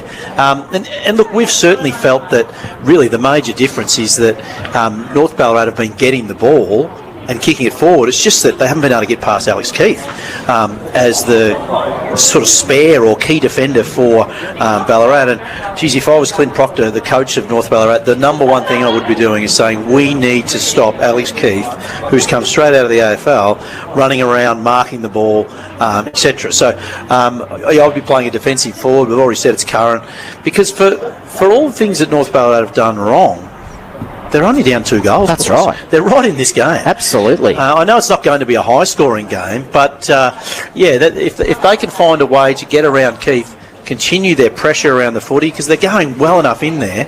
And on the flip side, well, Ash Baker, his side were able to mark the ball 26 that times versus only 12 in the first quarter. So that was that run and that outside ball use. We started to see more of that game coming from Ballarat that quarter. Yeah, great stuff there from Brad McGowan. Thanks to our good friends at One Life Insurance. But now thanks to our good friends at Go Vita, your local health store. Roger Green, you've been keeping a very close eye on other games happening around this competition and others. What can you see from there? Yeah, and some very interesting scores around the league. Just over the back of us at CE Brown Reserve, Redan have kicked 10 goals, 3 in the first half. They're 10-3-63, leading Lakers 5-4-34. Great start to the season from Redan. Down at Darley Park, a replay of last year's grand final. Darley in front, 5 goals, 6-36 to Sunbury's 3 goals, 4-22. Still fairly even there. Darley with the nose in front. Melton have started very well. And this is probably a little bit, we kind of expected a little bit more of Bacchus Marsh. And Melton 5-5-35 to Bacchus Marsh's 2-4-16, Sam. So Melton starting the year well. And then, of course, later this afternoon from Marty Bush Reserve, that the night game at 6:15 it starts. Sabas up against East Point. Yeah, certainly would be a beauty. Have you been able to get a hold of any scores, of course, from the Central Highlands Football League? That's kicking off for round 1 action this afternoon as well. I certainly do, and a full round of matches underway this afternoon over at Warborough. Hepburn are up 22-14. Remembering their game start at 2:30 as opposed to, so they start a little bit later than ours. So Hepburn leading Warborough by 18 points. Dunstown, who are probably the team to beat, I would suspect, on paper this season, the Central Highlands with their recruits. They're giving Gordon a nice early touch up there, 34 points in front early in the second quarter. Don't have any scores from Newell and Buninyong. Rokewood trail Carnham by 14. A bit of a surprise there, I suppose, but still in the second quarter, so plenty of time to turn that round. Carnham 37 to Rokewood 23. Skipton, who the reigning premiers, have a number of players out today from last year's premiership team. They're trailing Learmonth by 20 points. Springbank, another side that's recruited well in the Central Highlands, are giving Balan a nice touch-up, 5-7-37 to just the 1-goal-1 for Balan. We don't have any scores from Creswick and Beaufort or Dalesford and Bungaree. So great to have footy back, Youngie. It is great to have footy back, and of course it is gather round in the AFL this afternoon. There was an early game that has just finished at the Barossa Valley, but there's also a game going on at the moment. Brad McGowan, I'll hand over to you as I always do. Want an update on that early game to start with? Yeah, my Kangaroos were all right, mate, but they end up going down by 26 points to the Lions. The Lions just kicked away there at the end, but it's all right, Kangaroo supporters. Hang on, we've been all right. We're looking better this season. How about the Bombers versus Melbourne? A big upset there. Whoa, so Essendon currently lead Melbourne 13-10-88 to Melbourne 9-6-60. That is, what's that, 14 minutes gone in the fourth quarter? Yep. So Essendon have just gold, then make it now 28 points. Right, there you go. And Melbourne were all the talk during the week about how much they improved, and that'd be a step back for them, wouldn't it? Well, you're talking about a club like Essendon that have nearly not won a game for a year. It's getting good on the Bomber supporters. They've sucked back. They've copped it all. That water cooler conversation at work every week. Well, good luck to them, I say. Well, the only worst conversation would be to be a Carlton supporter. Well, true. At this time of year. No, but we don't feel that same type of sympathy, do we? Absolutely not. It's a bit like Collingwood losing close ones. We're not too worried about that one either. Here it's half time in our match of the round at Mars Stadium. It's the Ballarat Swans on the Metro scoreboard. 5-5-35 leading North Ballarat's 3-20. Thanks to our number one ticket D2E Gyms. You're listening to 3BA Footy's Home Ground. Looking for a recently played song? Download the free iHeartRadio app or click on listen at 3ba.com.au. Hello, Neil Horsey from National Tiles. At 893 Latrobe Street, we've teamed with Solomon's Flooring to give you a one-stop superstore. So if it's tiles, carpet, stone, vinyl, timber or hybrid, it's all here. Building or renovating, for expert advice, rush in now and save. National Tiles, Solomon's Flooring, one-stop superstore. 893 Latrobe Street, Ballarat. The only thing better than red seedless grapes at an Aldi price of only $3.99 per kilo is having someone feed you those grapes. Faster, whatever your name is. It's Ego, sire. Aldi, good, different. When it comes to power, you don't want just okay. You want reliability, performance and confidence every time you fire up your machine. At R&J Batteries, we stock premium battery technology from leading global brands for cars, four-wheel drives, caravans, boats, motorcycles and more. Not sure what you need? Our expert team will match you with the right battery for your vehicle, lifestyle and budget. And get you powered up fast. Visit R&J Batteries today. R&J Batteries. Power like nothing else. Over 5 million Australians suffer from dry eye disease. If cold winds, heaters or allergies make your eyes feel watery or itchy, you might be one of them. Symptoms vary from dry, red, burning eyes to blurred vision. But the good news is, OPSM in Stockland Wendouree can help. with Optilite. Optilite treats the root cause of dry eye disease, not just the symptoms. Book your comprehensive dry eye assessment today at OBSM in Stockland, Wendouree. Optilite, only at OBSM in Stockland, Wendouree. The greatest travel show, presented by Inspiring Vacations, is coming to Ballarat. A free travel event packed with inspiration, expert advice and exclusive deals. Existing Inspiring Vacations travellers can relax in the exclusive departure lounge. And if you book at the event, you could win $500 towards your holiday.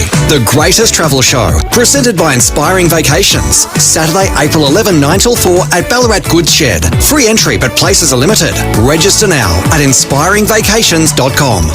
G'day, Coxie here. If you've been dreaming of hitting the road, the Ballarat Outdoor Living and Caravan Expo, presented by Avon and Golf, is where it all begins. The Ballarat Showgrounds will be chock-a-block with caravans, campers and motorhomes. Talk to the experts to find the setup that suits your lifestyle and budget, plus live demos, food trucks and free kids activities. Tickets from $13 this weekend. Don't miss it. Head to outdoorlivingcaravanexpo.com.au for more info. Get your build on a roll with Metrol Ballarat, because Metrol Ballarat is rolling forward with a brand new fleet, servicing a wider area with faster turnarounds. Inside the shed is a new flashing folder and Ballarat's only automated slitter, state-of-the-art and built for accuracy.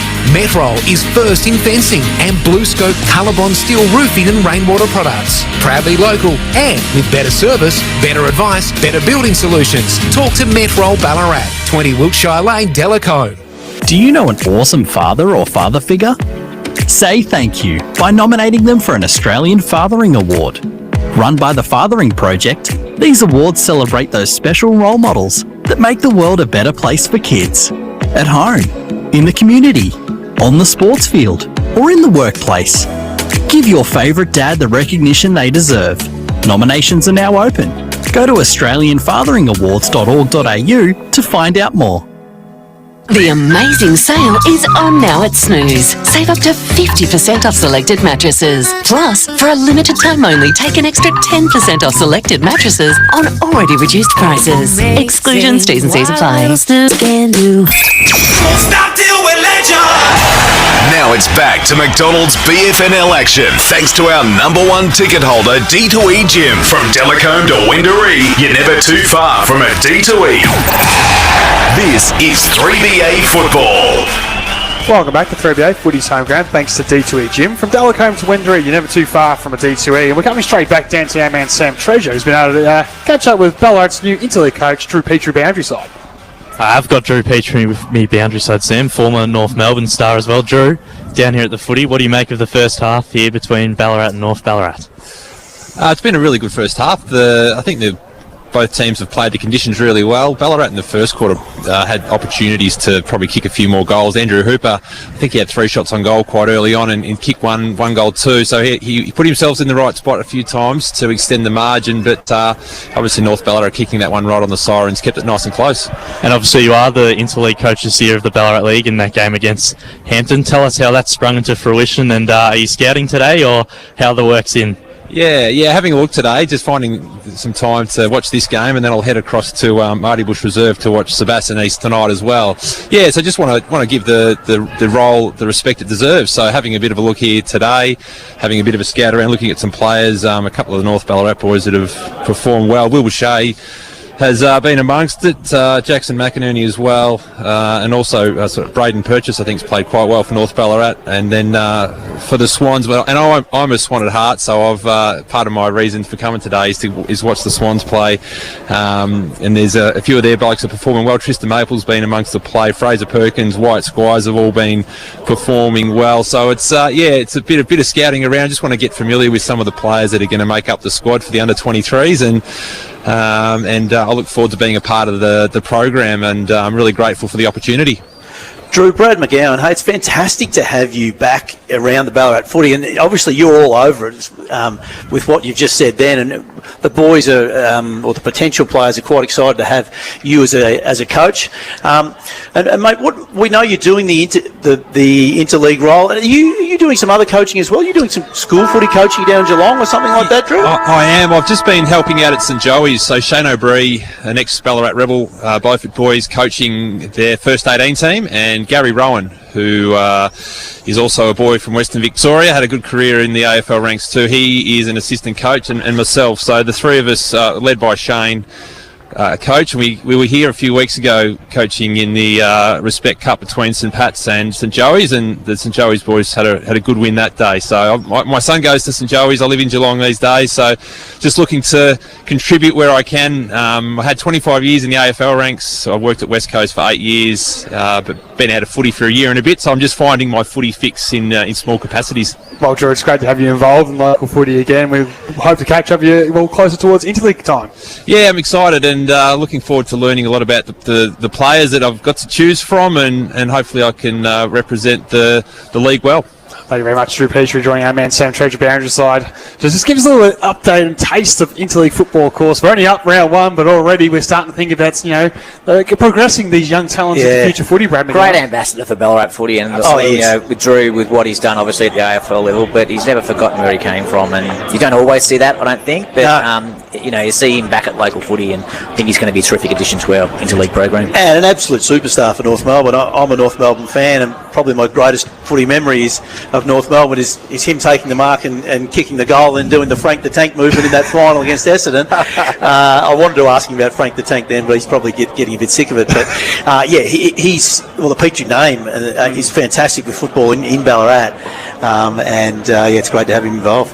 Getting back to the game in action here at Mars Stadium between North Ballarat and the Swans, I think it'll be interesting to see if the stuff we're talking about, maybe off air as well, that the Clint Proctor could do some structural moves here, will be taken forward. I mean, I think clearly the leading contender for the Sporting Club Player Today has been Alex Keith, Brad McGowan, so they need to find a way to shut him down before he just rips this game further apart. Yeah, well, you just can't let a player of his quality run around with no one on them, basically. Not only is he stopping it, but he's using the ball so well. So North Ballarat have had a similar number of inside 50s. They just haven't been able to get it past him. They're only 2 goals down in this game. And that's the thing to remember, isn't it? They are only 2 goals down. Stranger things have happened, Sam Young. Absolutely, right? And that's exactly the point. They've stayed within touching distance, with these tricky conditions, so they can get those little things right. All of a sudden, they'll be able to get themselves back into the game. If they're going to be a makes, they're going to do it again, though. Look, they're going to start with 5 forwards and free Keith up. Arts is going to start at half back. Yeah, so Arts is going to charge through, but after that, he will go back towards his position. This has been a thing for North Ballarat over the years, is to play that extra on Waller. Let's get the second half underway here at Mars Stadium with Luke up against Graham, and again decisively wins it down. Coming off the wing there was Will Boucher, who's been impressive. Right foot kick will go towards our forward. O'Brien will retreat back to Fraser, towards now Keith. Want to get around to his left side. Might have been slightly legged in that tackle as it slipped down. We'll open the door here for Arts now to cause some chaos, although his handballs come from immediately by O'Brien with a couple sore boys from that contest. Rinaldi will go with a long right foot kick towards centre wing. Richard's been quiet. Was he pushed in the back? Umpire said no, it spills the back there. Did anyone touch it? No! And that's a lasso. Free kick will go the way of North Ballarat. That's Harvey Lewis for North Ballarat. He's just got up. He's crunched in that possession. And also, Jai Lockett, looking a little bit ginger too, was doing some stretching behind play, a hammy or a calf. Ball comes back into play. Max Faulkner, defensive 50 for North Ballarat, finds Braden Purchase. He's right on the 50-metre line. He goes up the line, broadcast side of the ground. We haven't seen the play over this side of the ground very much today. And Leonard, he's been very good, takes a strong mark. Goes onto that left boot, kicks in the direction of Lockett. Was he pushed under it? Umpire said no. Graham gets back to Battistella, to Fraser, to Keith, who goes across the ground to find Tom Simpson. No, the ball beats him out. It'll be a lasso free kick, and it'll go the way of North Ballarat through Jai Lockett. Seems like a little bit maybe lack of understanding and urgency to get to the footy there, Simpson. Just allowed it to roll out, and these days that's a free kick because it was between the arcs. So Lockett from 65 looks to head towards the top of the square. Granger Barras has got to be big, he's got to be strong, and he's taking the ground without it. Free kick and shot on goal is coming up. Right free kick too. He turned his back which is a cue for the umpires to say, no, you're not looking at the footy. Riley Constable and the right free kick, I reckon, Brad McGowan. Yeah, penetrating kick by Lockett to the top of the square there. And Granger Brass, if you look at size-wise, he's just too big for his opponent. And if you're a key defender in that position, you're nervous already. So it's very likely you do give away a free kick, and that's exactly what happened there. Granger Brass just held position, out-bodied, and should go back to kick North Ballarat's first of the quarter. For the first time today, with the goal on the siren to Will Quinlan, he'll make it back-to-back goals for North Ballarat if he can convert this between those two big sticks. So Granger Barras directly in front, 25. Comes in. It's no, boys. An absolute gimme.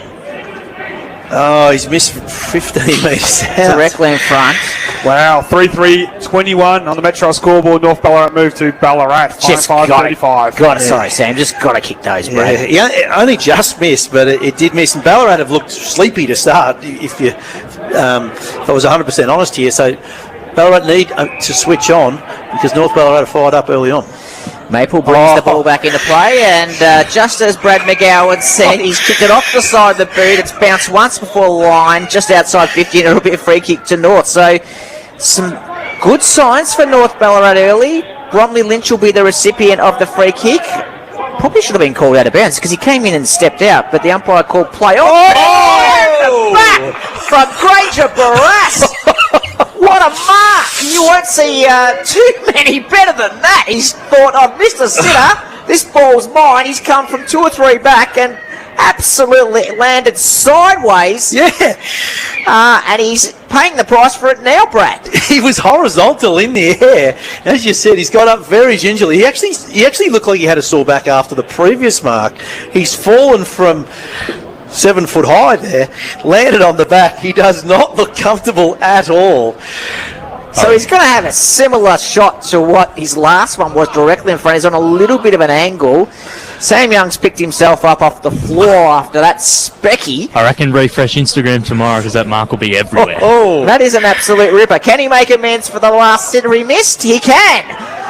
North have the first of the second half here at Mars Stadium, and on the Metro scoreboard, 4-3-27. They trail Ballarat 5-5-35, and for One Life Insurance, Brad McGowan, suddenly it's a 1-goal game. Oh, Ballarat would not like to see that first 5 minutes of that quarter. Again, that was horrible by them. They weren't switched on right from the start. North Ballarat were all over them. Granger Barras lets them off the hook, and I wouldn't mind another go at that. Tristan Maple kicks it out in the full, and Granger Barras gets another go. He's still walking around holding that back.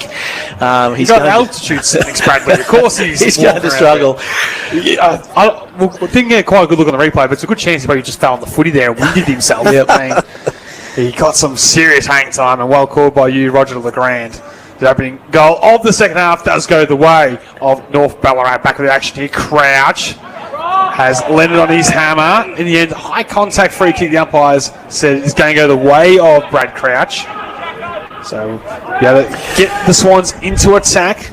Of the 2 AFL players, ex-AFL players, Crouch hasn't had as much of an influence. Keith certainly plenty of touch. Crouch has been okay at the stoppages, not doing much outside of that. Goes with a rifle kick inside forward 50. Big new one arrives late, and the North Ballarat players fly in the air and fist it out from there. It's on hands and knees. Got to be careful he doesn't drag that one back in. Umpire gives him a little bit of leeway, and we'll get a stoppage inside forward 50 for the Swans. 5.5 minutes gone in the third term. They're up and about, Brad. North, like the good signs early. Yeah, that's Arts too, starting at half back, getting involved with that role. Vicky Newan does the ruck work for Ballarat. Doesn't really go anywhere. It'll be a ball up. Down to you, Sam Treasure. Is Ash Baker any more vocal given the start of the quarter? No, he's pretty subdued, Rog. Just crouching now, watching the game very interestingly. Ball thrown back up. Trying to win the contest was Leonard, not able to do so. Some strong tackling late. Elliot Lamb, as he goes to ground, the ball right on the 50-metre line here at Mars Stadium at the Creswick Road end of the ground.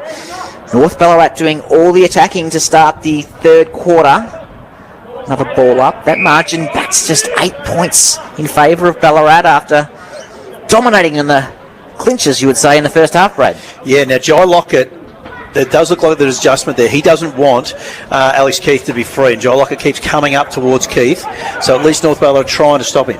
Crouch to Fraser, inside forward 50 with tough one the mark, and then a couple of North Ballarat players looked at each other. McGuigan's on the bottom of the pack, and he's hatched in the tackle. We'll get a ball up. 49 metres from goal. Squires with that tackle, always in and under, is the commentator's dream, Wyatt Squires. Knocked down the fly was Rinaldi. Set play, set finish, and throw! Goal of a contender. The tap to advantage first by Graham, and the finish was superb by Rinaldi. Yeah, a lot of Graham's taps early on have been in close, but that one was outside of that inner ring of a stoppage. That went 3 metres away, was able to find Rinaldi on the move, as you suggested. And that's the advantage having a permanent ruckman in the competition. Yeah. To get that hit out to advantage, Graham got him on the fly, and Rinaldi didn't let him down with the finish around the body from 50. And Tyson Richard coming off the ground injured. He dived for the footy close to the line. I was actually wondering why he just didn't let it go through. His North Ballarat teammate did the same, and he's coming off looking very ginger. We'll get down to Sam Treasure shortly for an injury report, but he certainly looks in some trouble, Sam Treasure. He does. It's a shame for the debutant at the club. He's just limping. Playback underway in the middle. Paddy Graham wins out. Shark by Carey. Gave it to Morris. Went onto his left boot inside 50 in the direction of Quinlan. McInerney first to the ball for North, tackled strongly, and it'll be a ball up in the forward pocket at the North Ballarat end of the ground.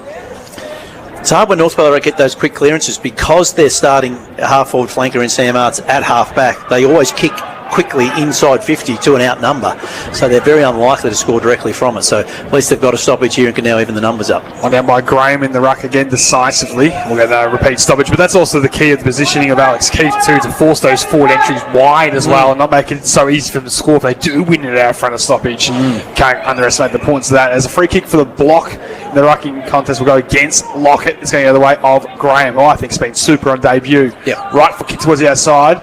Big new one arrives late, crashed the back, ball spears at the back. Luke with a strange, funny little right foot dinky kick on the non-preferred to half forward. And is that free kick to McGuigan? Yeah, maybe front on contact with the man coming across. Yep. Fair enough.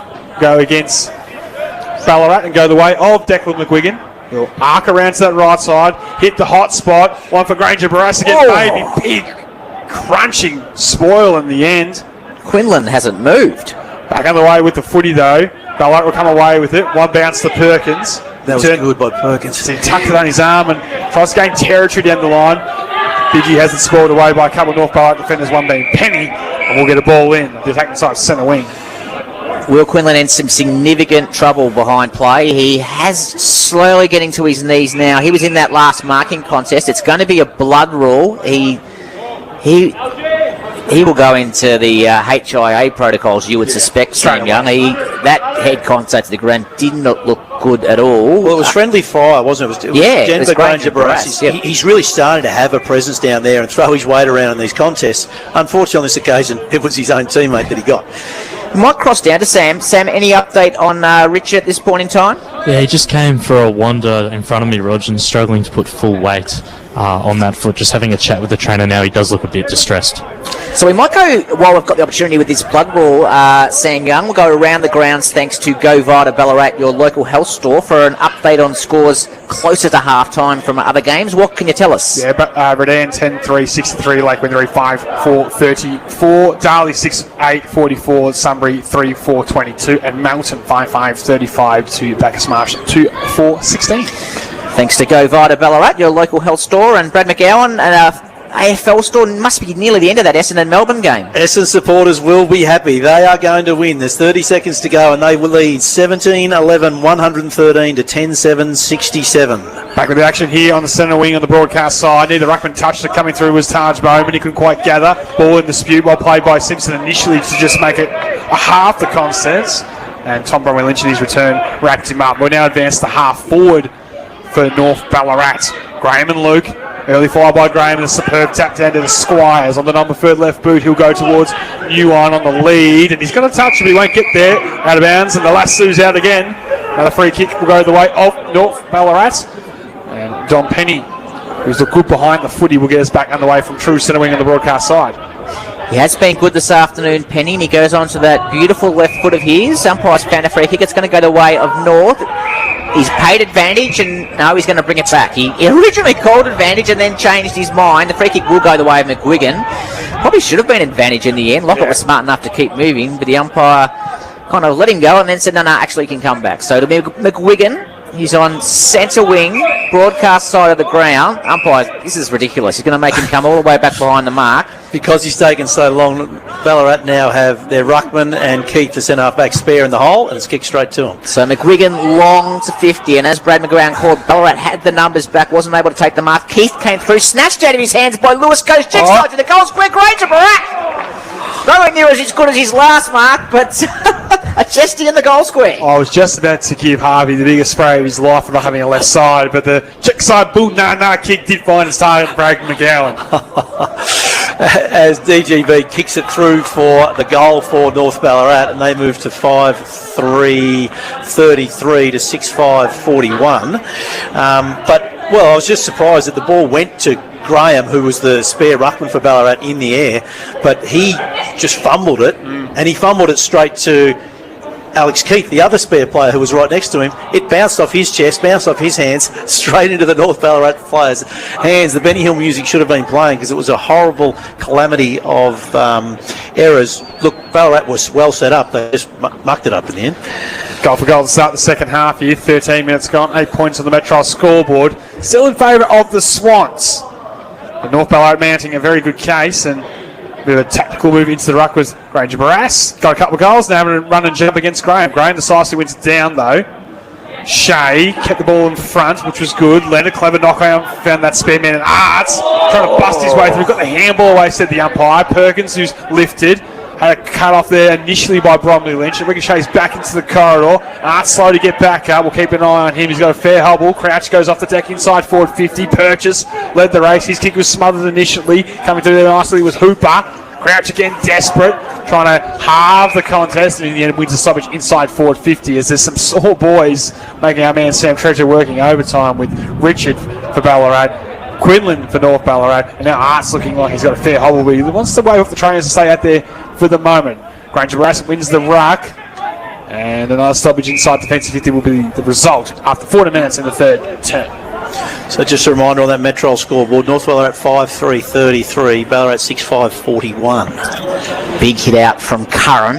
Not to effect though. Bailey Fraser got back, went onto his left boot, pumped it inside 50. Miles will fly, almost uncontested in the end, but dropped what he should have taken. Tackled straight away, and the umpire will ball the ball up. Probably around 35-40 metres from the Ballarat goal. Andrew Hooper marshals the troops as the umpire comes back in to throw the ball up. Curran one out, ball went to ground. Hooper went through without it.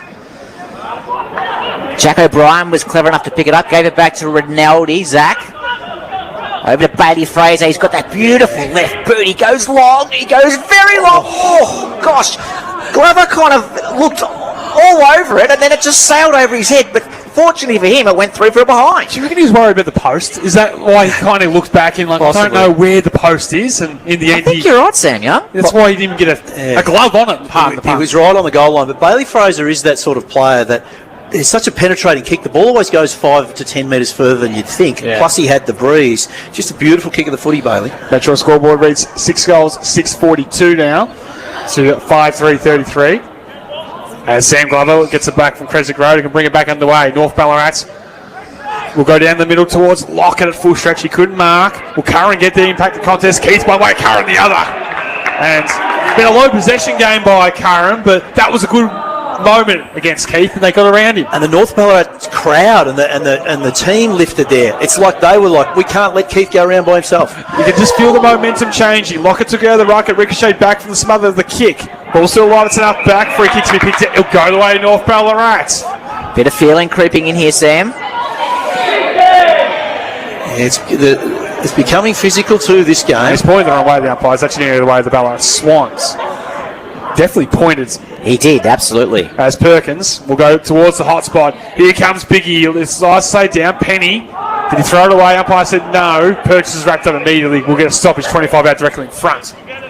Now, this is where the North Ballarat advantage of the rucks is important. The Ballarat advantage.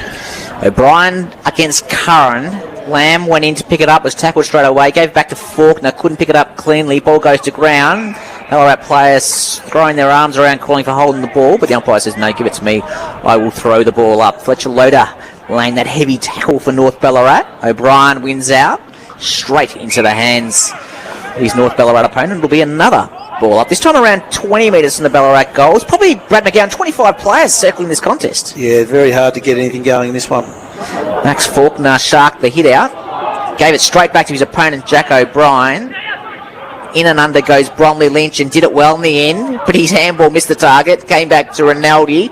To Wyatt Squires, snapped over his right shoulder. Biggie Newen tried to push his opponent under the ball, wasn't able to do so, and kicked through for a behind to Ballarat. They go to 6-7-43. North Ballarat 5-3-33 on the Metro scoreboard. I tell you, Zach Rinaldi's put his hand up for maybe a little dinner at the Sporting Globe Player Day. He's had a very fine afternoon and been important with that pressure across the half-forward line. As Glover goes to require 15 into the pocket to purchase. As they look for a bit of slow play down the line, maybe. Got to be careful with the lasso these days, not to just ping one down the line and send it out of bounds. He goes back to Glover. How ambitious is he? He goes to that vacant down the line option and in the end sends it out in the full. Just been off the boiler today, as Glove. Yeah, it hasn't played well. Just in the last few entries with Biggie Newen, I'd like to see him attack the ball. You don't like a forward to give up the front space and just push. He's trying to get him out the back too much. Come at the ball, Biggie. You're so fast. You're so athletic. Maple, Tristan, 75 from goal, will play on. Look to go towards Biggie Newen. And he'll get Biggie Newen! Well called, thanks to One Life Insurance there by you, Brad McGowan. He listens, and Biggie delivered. Yeah, it was a beautiful kick. He just sat it 15 metres in front of Newen, so Newen had no choice. He couldn't aim to keep the backspace. Because the breeze held it up, he had to go and get that ball. And he's just too athletic. Another blood rule. Is it Luke Gray or is it Patrick Graham? No, it's Patrick Graham, but Luke Gray coming up gingerly from that contest. We might cross down to Sam Treasure for a bit of an injury update. It's resembling a hospital ward down there at the moment. Sam, what can you tell us? Oh, it is, Rog. I had my eye on Tyson Richards, who's actually just checking in now. He had some work done on his left hamstring and went for a jog. I wouldn't say he looked fresh as a daisy, but obviously he's good enough to come back on. And yeah, there's bodies here everywhere as Gray just comes off with a fair bloody nose. He'll get that patched up. So back with the action. Biggie. Big mark. Big moment. Big time goal. He's second of the afternoon. And Ballarat continue that trend of goal for goal as we approach time on in the third term. The Swans move to 7-7-49 on the Metro scoreboard to North Ballarat's 5-3-33. As the rain starts to come down. But Biggie Newen's just a wonderful player, a wonderful option to have at full forward. Often feels like he doesn't do enough. But he'll do 2 or 3 things a game just like that. If he kicks his 2 or 3 goals as a full forward, you're pretty happy with that. He just attacked that, didn't he? Like he had called for it literally seconds beforehand, and he did exactly what you said. Well, he's just got fast twitch fibres, hasn't he? He can jump, he's so quick. You'll want to see him maximise the use of those. So now he goes into the ruck in the middle of the ground and wins the hit out, and Dustin robes his own ball and kicks it long inside 50. Leading for the race was Penny. Jack O'Brien sharked off him. Did he get it back? No. Just to the right-hand side of the behind post. It was a beautiful play by big Jack O'Brien. The score is a behind, and Ballarat go to 7 goals, 850. North Ballarat 5-3-33 on the Metro scoreboard. And it is absolutely bucketing down here at Mars Stadium. And it always favours the side in front, doesn't it, Brad McGowan? It certainly, that's right. So it's an important time for Ballarat to be in the lead. North Ballarat just have to be careful here. So Glover with the kicking in duties comes broadcast side. Lockett will try to get there to be the marking option. Crouch, will he be paid? The mark was off his chest and someone else's, I think what the umpire said. So we won't get a mark. We'll get a stoppage instead, 50 from goal. As the Swans are able to get a bit of territorial dominance in the last 5 minutes or so. Biggie in the ruck went down. Carey's kick was smothered. Hacked back there by Squires. Only as far as North Ballarat as they go down the line. Lockett in front. Big frame. Good mark in front of Keith. He's just well positioned. He didn't allow Keith to be by himself. Short ball over the top should find Bowen. He'll give it over top to the running man there. And Quick has a vacant 50 to aim at. It's a wobbly ball in the Ranger Barras direction. In the end, Maple get across. Goes towards Battistella. To Fraser, left footer, dumps it down the line. Morris, look left, look right. Was practiced high by O'Brien, live late. Free kick to North Ballarat. Yeah, silly free kick in the end. Morris dropped his head. Just didn't need to give that one away and leave the pressure. Comments from Brad McGowan for One Life Insurance as Morris kicks the ball into 50. McGuigan couldn't mark. Quick knocked it back into his own 50. Keith tapped it back in return. Hooper, who's been quiet this afternoon, picks the ball up for Ballarat. He kicks long towards his half-forward line. Bit of a contest. Squires found himself in the right position. Handled over to Jake Drever. He's free now. Jake Drever streams into the goal from 30 metres out. As you can hear from the crowd reaction, kicks it straight through the middle. Ballarat have their 8th for the afternoon.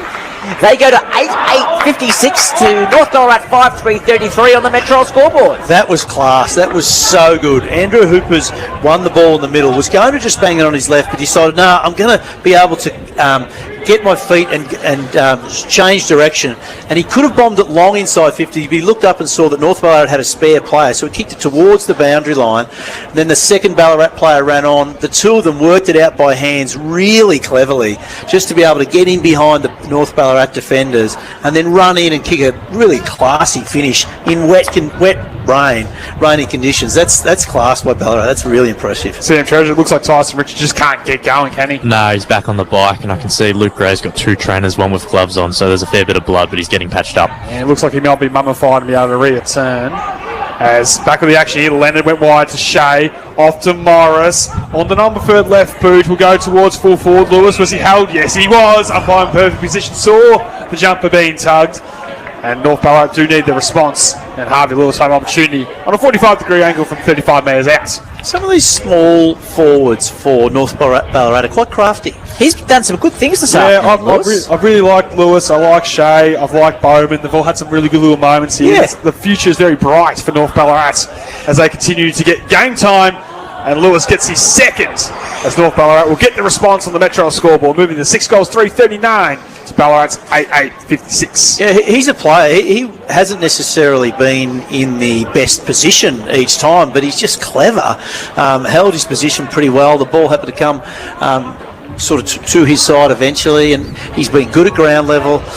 Yeah, like they haven't necessarily looked dangerous each time they go in, but they are finding a way to score, North Ballarat. And North Ballarat now have those 6 conventional forwards for the most part of today, as we've spoken about numerous times. They've allowed, they've pushed one back behind the footy, but now they've gone back with the 6, which is forcing Alex Keith to go to someone, and that man is Jai Lockett. So Clint Proctor's obviously identified that he can't let Keith be by himself much longer as the ball is thrown up in the middle of the ground. Crouch goes in strongly. Leonard's been super this afternoon for North. Handballs it straight to Elliot Lamb, and I thought that was hard. I didn't think Elliot Lamb had prior opportunity, but the umpire feels differently, and the free kick's going to go the way of Brad Crouch in the centre of the ground. Good numerology, 35 on 35. Free kick go the way of Brad Crouch in the middle of Mars Stadium. 24.5 minutes gone, third term. Wobbly shank of a kick inside forward 50 off hands. Loader couldn't mark. Biggie doing the roving in this occasion. It comes at the front, off to Paddy Simpson for the instant response. Right foot snaps in his side, minus score. A little bit too easy for Ballarat to get that shot on goal. Biggie Newen is down. He might have caught one where you don't want to get hit by the looks of it. Yeah, right in the big Biggie. We'll leave that one alone. So 3 goals apiece for the quarter as Sam Glover brings the ball back into play. Goes in short, finds Leonard, who I called earlier, has been arguably North's best player this afternoon. He's been in and under and back to his best. We all know he had those concussion issues over the last 2 seasons, but he's been super this afternoon. He kicks up in the direction of Lewis.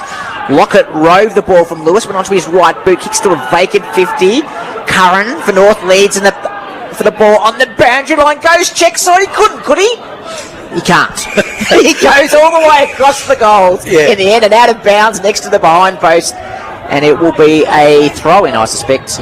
Well, for the older listeners at home, he tried the Peter Dacos method, but of course the ball just doesn't grip in wet conditions. It goes straight on. So I feel like he was in 2 minds initially. He did see a guy streaming inside 50, and I think he just sort of had to back himself and really, as you sort of said, go with that dribbling Dacos style kick opposed to what he sort of did was sort of in between the both of them. So we're going to ball in. Still a forward stoppage to defend for the Swansea deep into the third term. Graham will get the tap. Leonard again extracts. Fisted forward by Rinaldi of the Lewis variety. Bowman Couldn't gather. Simpson doing well with the tackle.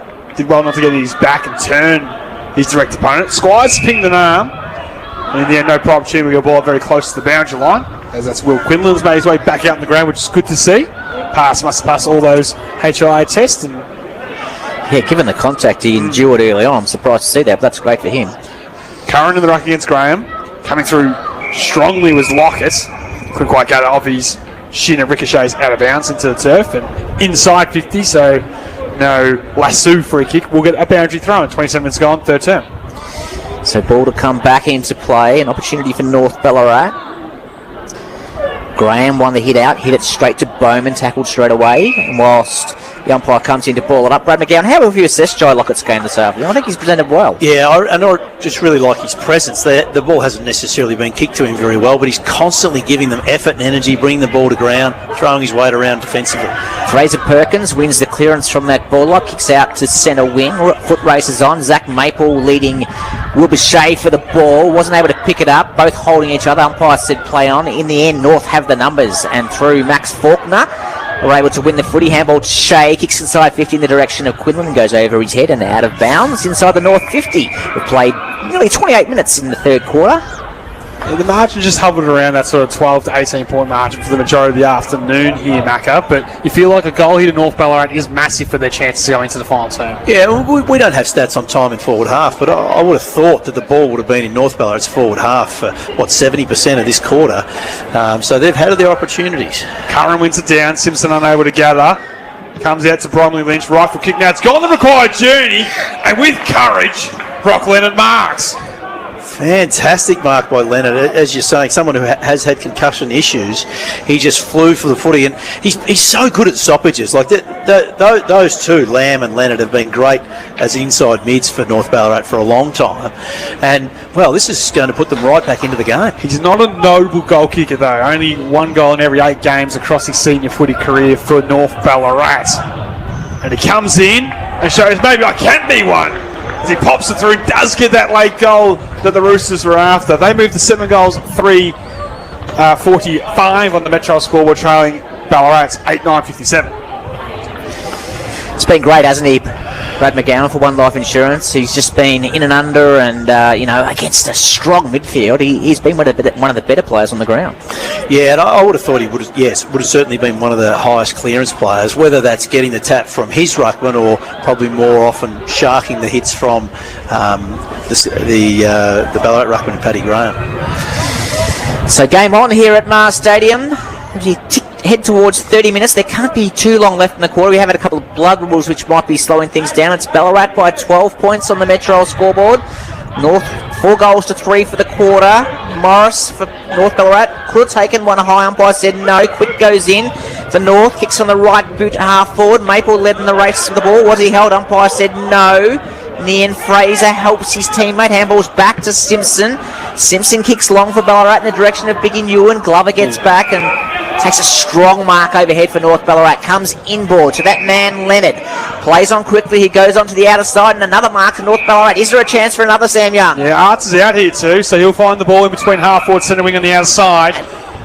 So Sammy Arts, can he send North into attack? Is there time? Right foot kick will go inside 50. Quick's got a good spot. He gets to the front. Juggling attempted the mark, couldn't quite hang on. Ball might stay within the few players there, which it does. You probably throw a blanket over 10 there, trying to get to the drop of the ball, and we'll get a stoppage. It's inside 50, deep into 30 minutes gone, third term. Sam Glover's working his way into it at half-back from North Ballarat. He's starting to have an influence. Back on the way, tap one down there by Curran. Clearing kick from Ballarat will work. Chain of hand passes, ends up to White. Squires, Gray. Kept it in front initially. Handball over top was good. Found his way to Hooper. As the Swans walk the tightrope the boundary line and did well by hand as they exit towards centre wing. Hacked off the deck by Hooper, just trying to get territory. Luke, he did well. Well played there, Ryan. Luke just took the front position, ran away with it. Left foot kick down the line. Should find his target. Mark free kick, take your pick. Will Quinlan has it. Centre wing, goes inside with the hand pass after Curran. A long right foot ball, quick against 2. Goes to the turf, wins a free kick. A bit of panic maybe by Battistella to take his eyes off the ball. I think it was the right free kick, Brad. Yeah, definitely. Yeah, Battistella did take his eyes off the ball and made contact with Quick too early. The unfortunate thing for Battistella was that Alex Keith was coming over to help and would have been able to spoil the ball. So he didn't need to give away that free kick. But Quick now has a shot, 30 metres out. And remember, he missed an absolute gimme at the other end from about 5-10 metres out in the dying embers of the third term to make this a single digits ball game. Jamie Quick starts his approach from 40 metres out. Right foot kicks on its way. Got it. And he pops it through. And in typical Quick fashion, he lets them know about it. I'm not quite sure what that celebration was there. He'd be the rarest unit out there by a mile. That's all I can say about Jamie. There was arms and legs going everywhere, but he was up and about. The North Ballarat boys are up and about, and they are right back into this ball game. So on the Metro scoreboard, North Ballarat 7-3-45, back to within 12 points of Ballarat there, 8-9-57. It's been a good quarter for North. They've kicked 4 goals to Ballarat's 3, and all of a sudden they're looking the side to beat. So, sorry, the scoreboard has just updated. It's 8-3-51, so they're within a goal now. So that's 5 goals for the quarter to North Ballarat as play gets underway in the middle of the ground. Squires does the raving for Ballarat. It'll be another ball up. So pressure suddenly on the Swans, Brad McGowan. It is. North Ballarat just lifted all over the ground. The Swans haven't been able to get the ball inside 50 enough. Rinaldi clears it for Ballarat with a handball to Maple. Kicks long into his 50. Glover gets back, and as called by Brad McGowan a bit earlier, he suddenly found himself right in the game. He had a slow start to the game. We know that he had little to no pre-season, but he's taken a couple of nice grabs in the last couple of minutes. They can't get past him at the moment, though, right? One Life Insurance, Brad. Who do you think wins from here? I'm still on Ballarat, but North Ballarat certainly pushing. Purchase. Long right foot kick down the line. Quick. Arrives late off hands, out of bounds, so will be a touch ball and we'll get a boundary throw in as he throws it back to the boundary umpire with a bit of disappointment for not holding it to the mark. For that reason, I think that came from Jamie. 33 and a half minutes gone in the third term. A 6-point ball game. And still plenty of time because of all the blood rules, it feels like. Luke reached up, got the tap. Right for kick into the corridor is uber dangerous. That's 50. And it'll be on goal. That was silly, wasn't it? At this stage of the quarter. So Tristan Maple took a chest mark right in the centre of the ground and it was hit late, and the umpire has now marched him to within 25-30 metres from goal. And it was a courageous mark. The bump, it was not really malicious, it was just late, and Maple we're now with a big kick in the spectrum of this match to make it back to an even 2-goal ball game if he can convert pretty much directly in front. Decent 52, Sam Young. How's your measurement? I got that at about 60. I'd be buying land from that umpire, put it that way. As Maple starts his approach, a player of his class should have no problems. Pushed it right. He's pushed it to the right and just leaves that carrot continuing to dangle for North Ballarat as they move to 8 goals 9. 58 on the Metro scoreboard. That is North Ballarat train 8-3-51. Ballarat just another wasted opportunity, boys. 8 goals 9. They're kicking themselves out of this game. Glover with the ball in hand for North Ballarat. Plays on from the kick out. Kicks long to the Creswick Road side of the ground. The pack flies. Graham came over the back. All went to ground. Will be another ball up. What would be your message as coach of North Ballarat to a young player like Harvey Lewis after that contact, Brad? Would you be critical of him? Would you kind of say, hey, have a think about that? What would you be saying? Well, you just say you love his intent, but the execution wasn't quite right. He needed to either get there earlier or pull out. Ball's come out of that boundary throw and a kick long, and Battistella marks for Ballarat. Gets it over to Fraser, onto Keith now, who goes onto that left boot of his into the forward 50, and luck's a fortune. You play in front, you take that kick that drops short, and on this occasion, it is that man once again who kicked a great goal early in the quarter, Jake Drever, and now he's going to have a shot, Sam Young, from just inside 50. This is right on the limit for Jake. On the run, I'd say no problem, but from a standing start late into a term, heavy legs, this will take his best strike. So Drever will try this again for the Swans. Gets very close to the man of the mark. Does get that distance, but maybe trying to do so is incurred a bit of issues with accuracy. It's gone through for a minor score now, 8-11-59 on the Metro score, but an 8-point lead over North Ballarat, 8-3-51. 36 minutes. They said this last free kick would make quarters quicker. Oh, I disagree. We're going deep into overtime in this term as Glover, spearing pass is good. Nice mark taken by Lockett just inside D50. Sorry, Sam. I was just going to say, Rog, the breeze has died down. I think I should mention that. Those trees to the right are quite still now. Those blood rules might have had some impact on the amount of time on this quarter, no doubt, as Lockett, conscious of the time, slows play up with a kick to Penny, who's had some good moments this afternoon. Has Penny for North Ballarat. Yeah, plenty of bang for your buck. Kicks on that left boot up, broadcast wing, but Keith, as he's done all afternoon, plays in front. Dropped what he should have taken, the ball spills out of play. It's going to be another lasso free kick, and it's going to go the way of North Ballarat. And Jai Lockett will be the recipient. He goes laterally and finds Isaac Carey, who then goes in ball, looking for Bromley Lynch. Ballarat were up to the task, though. Great spoil from Rinaldi, and the umpire says, "Give it to me, boys, the ball's going nowhere." As the siren will sound to signal end of a 37-minute quarter here at Mars Stadium. But what a quarter it was. Ballarat on the Metro scoreboard, 8 goals 11. They lead 59 to North Ballarat's 8 goals 3, 51. The goal kickers for the Swans, a couple to Biggie Newen and Zach Rinaldi with singles to Hooper, Simpson, Jake Drever and Jack O'Brien. Whilst for North Ballarat, Denver Grange Rast kicked a couple, so as Harvey Lewis. Quick, Quinlan, Leonard and Lamb are the individual goal kickers. We've got a grandstand finish here at Mars Stadium. Thanks to our number one ticket holder, D2E Jim. You're listening to 3BA Footy's home ground. Rock hits.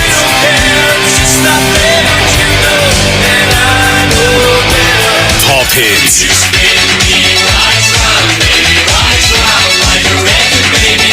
Nothing but classic hits. Love the 70s, 80s and 90s. Better music and more of it. Ballarat's 3BA. This is the diesel on pump 7, thanks. There's no diesel on 7. Oh no. You make mistakes when you're tired. Driving on under 5 hours sleep, you're 4 times more likely to crash. TAC. On now at Harvey Norman. Powerful HP laptop for $998 plus bonus $200 gift card. Hot price. Philips Essential Extra Large Digital Air Fryer, $199. Save $200 on the LG 75-inch NanoCell TV. Now $2,295. Racetech Gaming Desk and Gaming Chair, package price $699. Bonus local delivery on selected mattresses and bedroom furniture purchases over $999 in-store only. Terms and conditions apply. More great deals on now at Harvey Norman. G'day, I'm the car whisperer, and that car needs a tune-up. That one needs a lot of work. Well, I'm sure Saint Mick from Mick's Pro Gas can help that one as well. From a full service, new oil and filters, and a run on the dyno, Mick will get your car running top-notch. Also for gas conversions, repairs, tyres, tank testing and general servicing, call Mick's Pro Gas on 5336 4646. Audio. It's more powerful than you think. What you hear can take you far from here. It can move you to dance, to run, to tears. It's all in your ears. For advertising with the power to reach 4 times more Australians than ad-supported Spotify, start with commercial radio and audio, where brands are heard. CRA.au. Here in Ballarat, our local businesses keep the community thriving. Make your next choice a local one.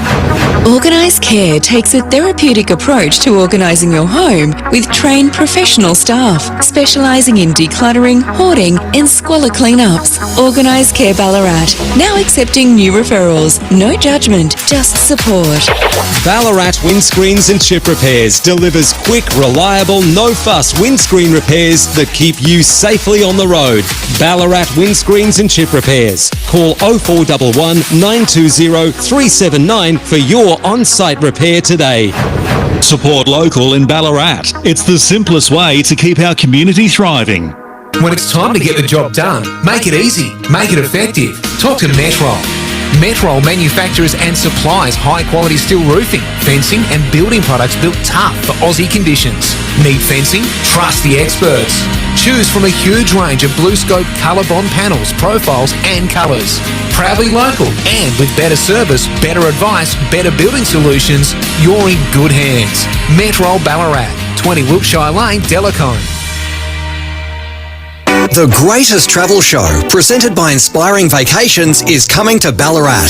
A free travel event packed with inspiration, expert advice and exclusive deals. Existing Inspiring Vacations travellers can relax in the exclusive departure lounge. And if you book at the event, you could win $500 towards your holiday.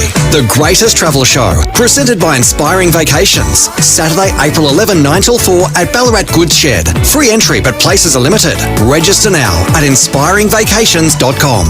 When it comes to power, you don't want just okay. You want reliability, performance and confidence every time you fire up your machine. At R&J Batteries, we stock premium battery technology from leading global brands for cars, four-wheel drives, caravans, boats, motorcycles and more. Not sure what you need? Our expert team will match you with the right battery for your vehicle, lifestyle and budget. And get you powered up fast. Visit R&J Batteries today. R&J Batteries. Power like nothing else. Ballarat's 3BA, covering the McDonald's Ballarat Football Netball League. Live. Knocked down the fly was Rinaldi. Set play, set finish, and throw. Goal of a contender. Look to go towards Biggie Newen. And he'll get Biggie Newen. Biggie, big mark, big moment, big time goal.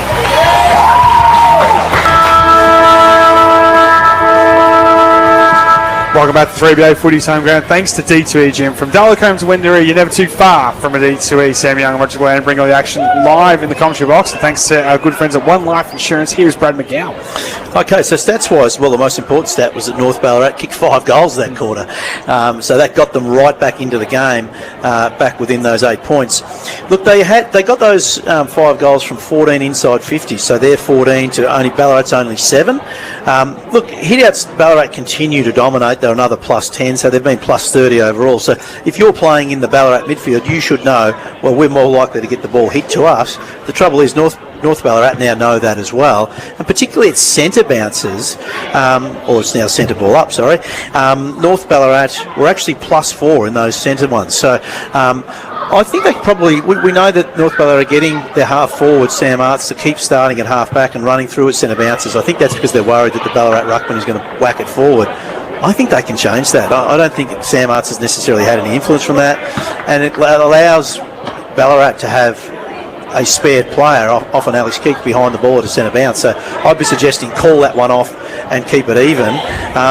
And so realistically, yeah, North Ballarat are going quite well around the stoppages. That's what's led them to get the ball back inside 50 a bit more and get themselves back into this game. If you're Ash Baker, and we'll hear from Sam Treasure was listening to his three-quarter time address. I mean, obviously he was able to naturally create the spare in Alex Keefe. That worked so well from the opening half. Do you try to manufacture that again, Brad?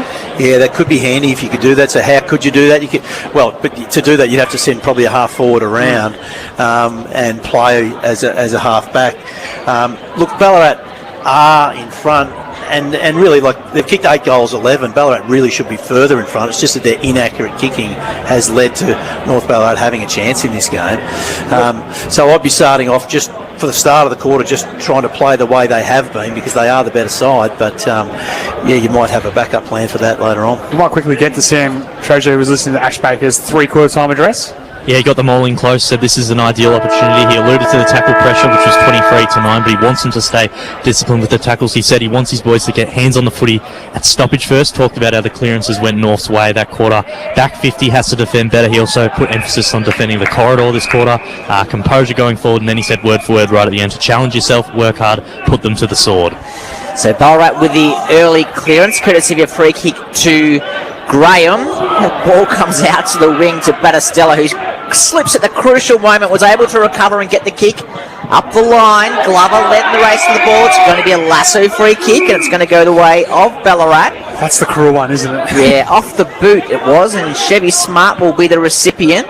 Comes inboard to Battistella. He's right on centre wing, broadcast side. Looks in short. He kind of telegraphed that to the world, Sam Young, and turned it over straight to Jamie Quick. So Quick, as namesake, tries a barrel, gets none of it. The chaos ball might work because the Ballarat defenders, they looked at each other. It slipped out the back. Crouch gets back to make some amends. Off to Keith, a few experienced heads combined. High ball in the middle, they'll be turned over. Mark taken there by the captain and Lamb in the middle of Mars Stadium. Has options left and right. Decides to go right down the ideal diddle with the high ball. Opportunity for the high flyers. Lewis, one of them, couldn't take it. Fisted forward there by Granger Barash, just trying to create some chaos. Crouch, slow, caught, gone on the ball. It's a brilliant tackle, wasn't he? Pinned one arm, so Crouch wanted a handball, couldn't, tried to throw a foot at it as he went to ground. Foot missed it, hence into correct disposal. And this is the beauty of Jamie Quick. You give him a little sniff, he gets a goal late in the term, he gets up and about, he gets the crowd behind him, and pins a great tackle. He's a barometer that every footy club would love to have. And he's that confidence type player, isn't he? And he copped a fair spray, as Sam Treasure said at quarter time, from his coach about putting his head over the ball too. Well, the first celebration was interesting. He kicks this. I don't know how I'm going to call it. Quickie from outside 50, a long ball is all the way home, and he says, I am him! Salutes the bar at North Ballarat. North Ballarat players come from everywhere. High five after high five after high 10. Quickie's up and about.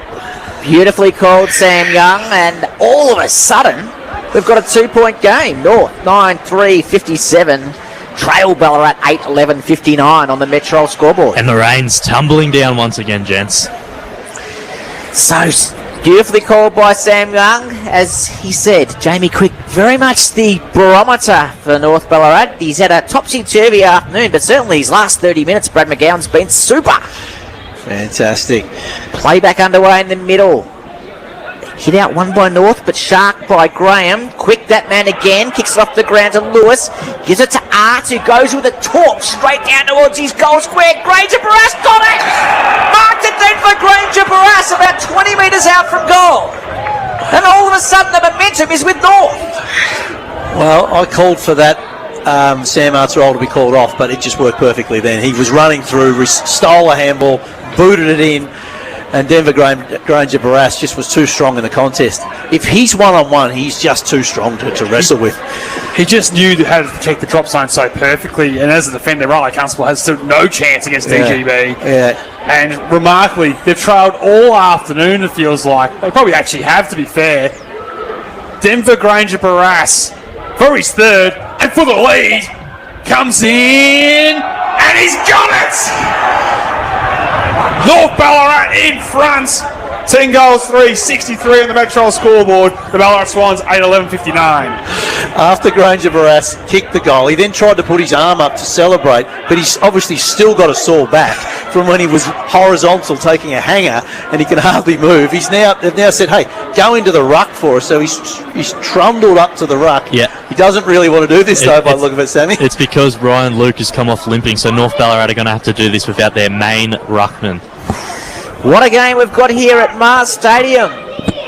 It's North Ballarat by 4 points on the Metro scoreboard as the umpire comes back in to restart play. Graham wins the hit out. Crouch, was he held? Umpire said no in the end. He kicked it off the ground forward. And finding his way in front is Rinaldi. Plays on quickly, goes over to Gray, and he's got the mark around 35 metres from goal. No better angle, but certainly closer to goal. Sammy chance to respond. Sammy Treasure, keep an eye on Granger Barras. He couldn't jump in that centre bounce. He then waved to the bench. He wants to come off as well. So, a crucial kick coming up for Luke Gray. Probably hasn't had the best of days today by his very high standards. He's a vice-captain of Ballarat this year. And he'll kick for goal with rain tumbling down. Kicking towards the city end of the ground. Off the boot, looks nice. Fades a little bit, but turns to the crowd and says, thank you very much. Ballarat get the instant response and take back the lead. They're 9-11-65, leading North Ballarat 10-3-63 on the Metro scoreboard. There's something about when these two arch rivals play. Of course, 2 of the last 3 times they've met in the Ballarat Free League, it's been a draw between these two sides. This one's got a grandstand finish that has the same makings. We have the Ballarat crowd right in front of us. The North Ballarat crowd are over more towards their sort of social room. So in the effects mic, it probably sounds like the Ballarat crowd is bigger. It may actually be, but Granger Barras is still in the ruck and he can't jump or move very well. So advantage naturally go. He doesn't even compete in the ruck. He's He lets so Graham goes alone, and they come out of the clearance. Crouch, underground hand pass, need to be better. McInerney got it. Right foot kick was for territory. Keith on that number 3rd right boot was sent it towards half forward for the Swans. Big contest be won. Morris waiting down. He's collected immediately by Hooper. Who's next in the ruck for North Ballarat if Granger Barras can't Curran, I would have compete? thought. I think they've got to put Curran in there. Where's he? He's a full forward, isn't he? Morris is going to contest. No, Granger Barras is still there. Ball thrown up. Neither ruckman jumped. Ball came to Crouch. Tackled. Pinned with one arm.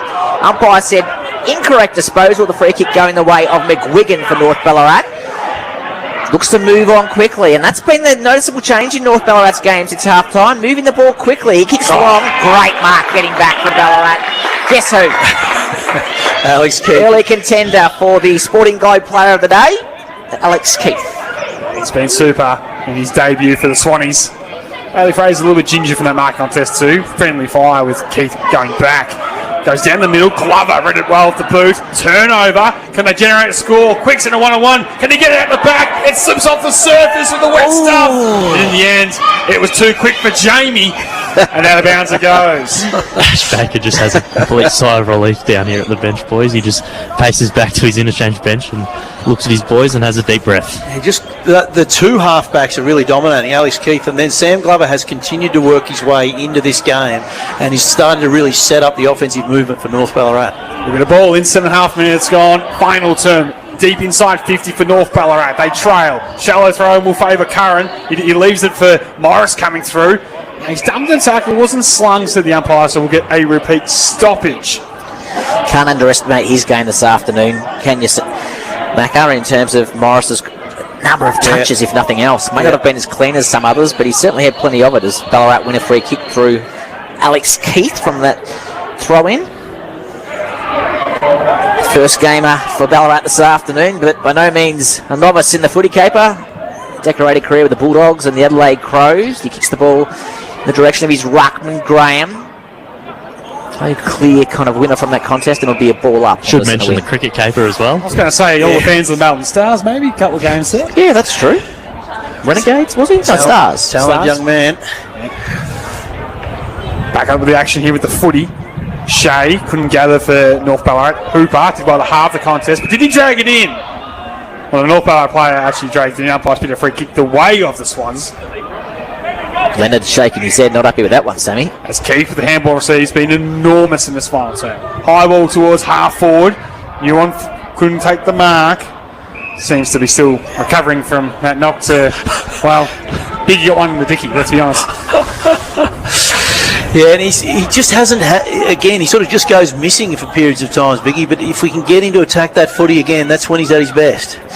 Umpire throws the ball in. Here's his chance. Simpson snap over the shoulder towards that man. Biggie pushed him under it. Umpire said, no, I'm happy with that. That's fine. Ball spills to ground. And the umpire's going to play hold the ball against Max Faulkner.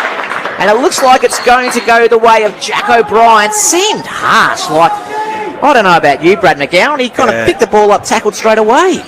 Yeah, it was pretty harsh. He was really the only one playing the ball, and Ballarat were looking to just sweat on him. It seems that new interpretation, though, with you slightly leaning your head. Now, umpire's going to take that as a prior opportunity, whether it was or not. So, Jack O'Brien, a bit of a sharpshooter from the big sticks, it has to be said. He comes in with a right foot kick, and he doesn't let me down. Pops it through. The Swannies get their 10th. And they move to 10 goals, 71 on the Metro scoreboard to North Ballarat's 10-3, 63. And Ballarat have really continued the trend of getting enough inside 50. They've just kicked goals instead of points over the last 5 minutes. And that has allowed them to sneak out to that couple of goal lead. Might take the opportunity, thanks to Go Vita, your local health store, to get some scores from around the other Ballarat Football Netball League games this afternoon. Sam Young, what can you tell us? Aberdeen 108 over Lake Wendouree 37. You've got Darley 2-point leaders 51 over Sunbury's 49, and Melton 36 lead Bacchus Marsh 22. I can add to the netball here as well. I went over half time at the footy, and late in the third quarter was North Ballarat 44-16. So it looks like Maddie Fitzpatrick's probably gotten their first win at first game at her new club.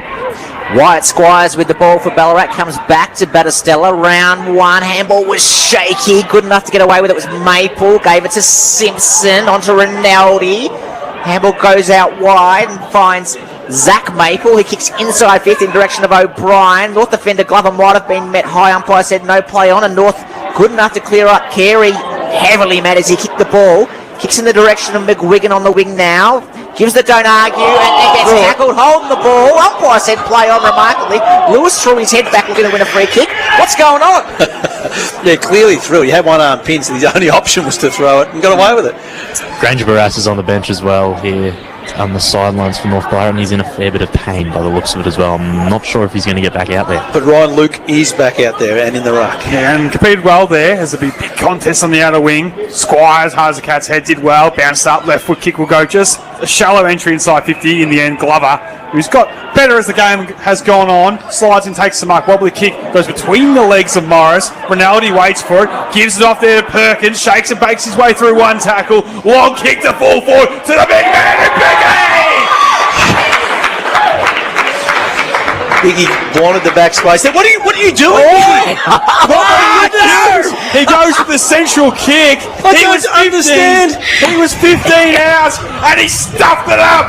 And North Ballarat come away with it down towards the outer side. Big contest we won. Smart against Arts. Coming across is Battistella. Oh, go out of bounds so we can talk about it. And Bowman sees it. I've never seen that before in footy. Big and Ewan had it marked 5 metres out from the goal square, and he turned around and kicked it to someone 35 metres out on a worse angle.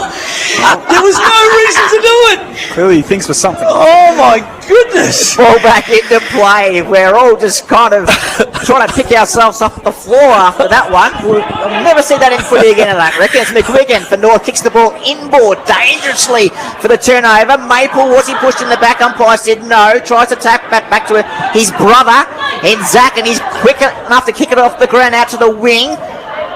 Leading in the race for the ball is Drever. Did the North Ballarat player drag it in? Umpire says no. Wow. Gosh. Just get back to that big Newman thing. They kicked the last 2 goals. They can make it 3 in a row. And he tries to do the unselfish thing. I mean... Unselfish? Was that the word for it? What was he nervous about the kick? I mean, that would be the only reason you'd do that, wouldn't it? If you were nervous about the pressure of the shot, but... Free kick in the ruck, spinning it away. Patrick Graham attacking side, centre wing on the outer side. You're the full forward. Come on, man. He'll go long. Let's see if he can make amends. He'll go in the Piggy direction. It fell short of there. Glover's able to mop things up. He looks for the 1-2. Goes inboard to Curran. He'll give it to the running man in Leonard. Left foot kick towards centre half forward. Quick and Battistella. Battistella did well to hold front position. The fist goes back in the corridor. Lewis beats Super. Right foot kick around the body. Misses the design target in McInerney. In the end, we'll get a bounce thrown inside forward 50. Not insufficient attempt. We'll get a ball in 13 and a half minutes gone. Yeah, great crumb by Lewis. And not a bad result in the end. You hacked it forward. Ballarat had extra numbers inside defensive 50, so they get a boundary throw in 20 metres around from their goal. North Ballarat pressing. Quick, probably a little bit unlucky not to get a free kick there. I thought the Ballarat defender turned his back on the footy. Umpire disagreed, and the ball will be thrown in as Graham wins out, hits it back towards the boundary line. McGuigan leads in the race for the ball. Was he taken high? Umpire says no. It'll be a boundary throw-in just inside the 50, I suspect, on that Creswick Road side of the ground. The Metro scoreboard has Ballarat leading by 8 points here. 14 minutes into the last quarter. It's been a super entertaining game of Ballarat footy, thanks to D2E gyms from Delacombe to Indooree, and never too far from a D2E gym. So ball in just inside 50 as Roger LeGrand sends. Shell throw in favours Graham, and he gets the knockdown. Clears the D50 marginally. Carey, who had a different role this afternoon, a bit more on the outside after spending a lot of midfield time minutes last year for the Roosters. Graham again decisively. Picked up by Arts from 48. His kicks across the face. And out of bounds it goes. So we'll get the ball in now deep inside 50. But he's been a real problem at times to stoppage, hasn't he, Brad McGowan? Yeah, well, he's had that freedom all day because he's often started away from his opponent. Yeah, he can just attack the game. But North Ballarat will attack this stoppage. So still plenty of time for both sides. 15 minutes gone on the Metro scoreboard. Ball comes back into play. Quinlan found himself in front, got the handball free, gave it straight back to Crouch, tackled straight away, got a handball, umpire called play on, Battistella in trying to pick it up. Tunnel ball from the Ballarat defenders, just trying to get it out of that defensive 50. In the end, strong tackle late on Max Faulkner, fumble from North Ballarat, and looks like an injury might have come out of that by the way of Zach Rinaldi as the ball spills out of play right in front of the interchange benches here at Mars Stadium. Now, 15 minutes gone. Bowman was trying to claim the lasso free kick for off the bootlaces. He might have had a case too. The young boundary umpire was blindsided by a number of players, so no chance he could ever see that. Curran in the ruck in front, won it down. Lamb tried a little dinky kick in the outside boot, and Now, the umpire's got a decision. He's going to say it's out in the full. I thought they pitched on the other side of the boundary line first. He said play on, quick to get to the beneficiary. Finds DGB inside 450 for North Ballarat. Big moment. A big call by the boundary umpire. I actually reckon he was right. I reckon it was. It hit the line. I reckon all it has to hit is part of that line. And I reckon from this distance. Did it hit it? Let's have a look. We're just checking the replay. It doesn't matter. Denver Granger Barassi is going to have a shot at goal 40 metres out in a 45-degree angle. We'll see how his leg is with this kick as well. He has 3 goals this afternoon, does Denver Granger Barras. He's also taken the mark of the season to date. It'll take some beating too. He was horizontal in the air when he took the mark. If you can picture that, watch for the highlights during the week, and he's kicked that on the full, as you might have told by the Ballarat supporters. So very gettable. In the end, it's gone on the grandstand roof, and it'll be a free kick to Ballarat, to Alex Keith. You've had the chance to watch the replay, Sam Young. What's the verdict? Young boundary umpire got it spot on. There you go. It got a little bit of just the line. Good on him. So, full marks. His eyes are a lot younger and better than mine. I can give him that. Yep, good on him. Well, I was going to say it was calmer, or the ball don't lie anyway, because the kick went out in the full. But North Ballarat doing all the attacking here. Ballarat pinned inside the defensive 50, and the pressure from North Ballarat has been very good over this last 5 minutes. So Keith, long exit kick towards the broadcast side. New on arrive late. Lamb parks himself in front with courage. Squires with the road speed super again. Rifle kick around the bodies, high up and under. Be tough on the mark. Big fly by Drever. A bit of hang time. Loader caught in a crouch tackle. We'll get a ball up. Drever must have just got a fingertip to that, did he? Because he certainly jumped early and high on their back. It looked like it was going to be a free, but must have just got a touch to it. Mars Stadium at a fever pitch here. Grandstand finish incoming. Muon wins it down. Gray's caught immediately in the tackle. And we'll get another repeat stoppage in this high taxing contest. Down to Sam Treasure quickly. Sam, the crowd and bench is getting very vocal. They are, and Ash Baker's on the phone very fervently about something. I assume one of the coaches upstairs. There's again another stoppage. It's just starting to feel each other out for this big finish. We'll go again with Curran and Nuon. Nuon wins it down. Crouch, good hands to Rinaldi. Then go required journey, so it's fisted forward by Faulkner. Maple hacked him in there, and there'll be a lasso free kick. No one touched it as he can try to hack it forward and gain vital territory. He's done a great job, that boundary umpire. He's only a short little fella, and he's had the whole side to himself. Yeah, he's done well. Got the right decision. So Ballarat have their spare defender behind the ball in Keith. Purchase. Tries to get some purchase on it. Nuon did well. Maple with the crumbs. Right foot around the body. Couple of North Ballarat players spoil each other. Hooper always good at ground level. Off to O'Brien. Running man there was Paddy Simpson. He's run down! And he's gone!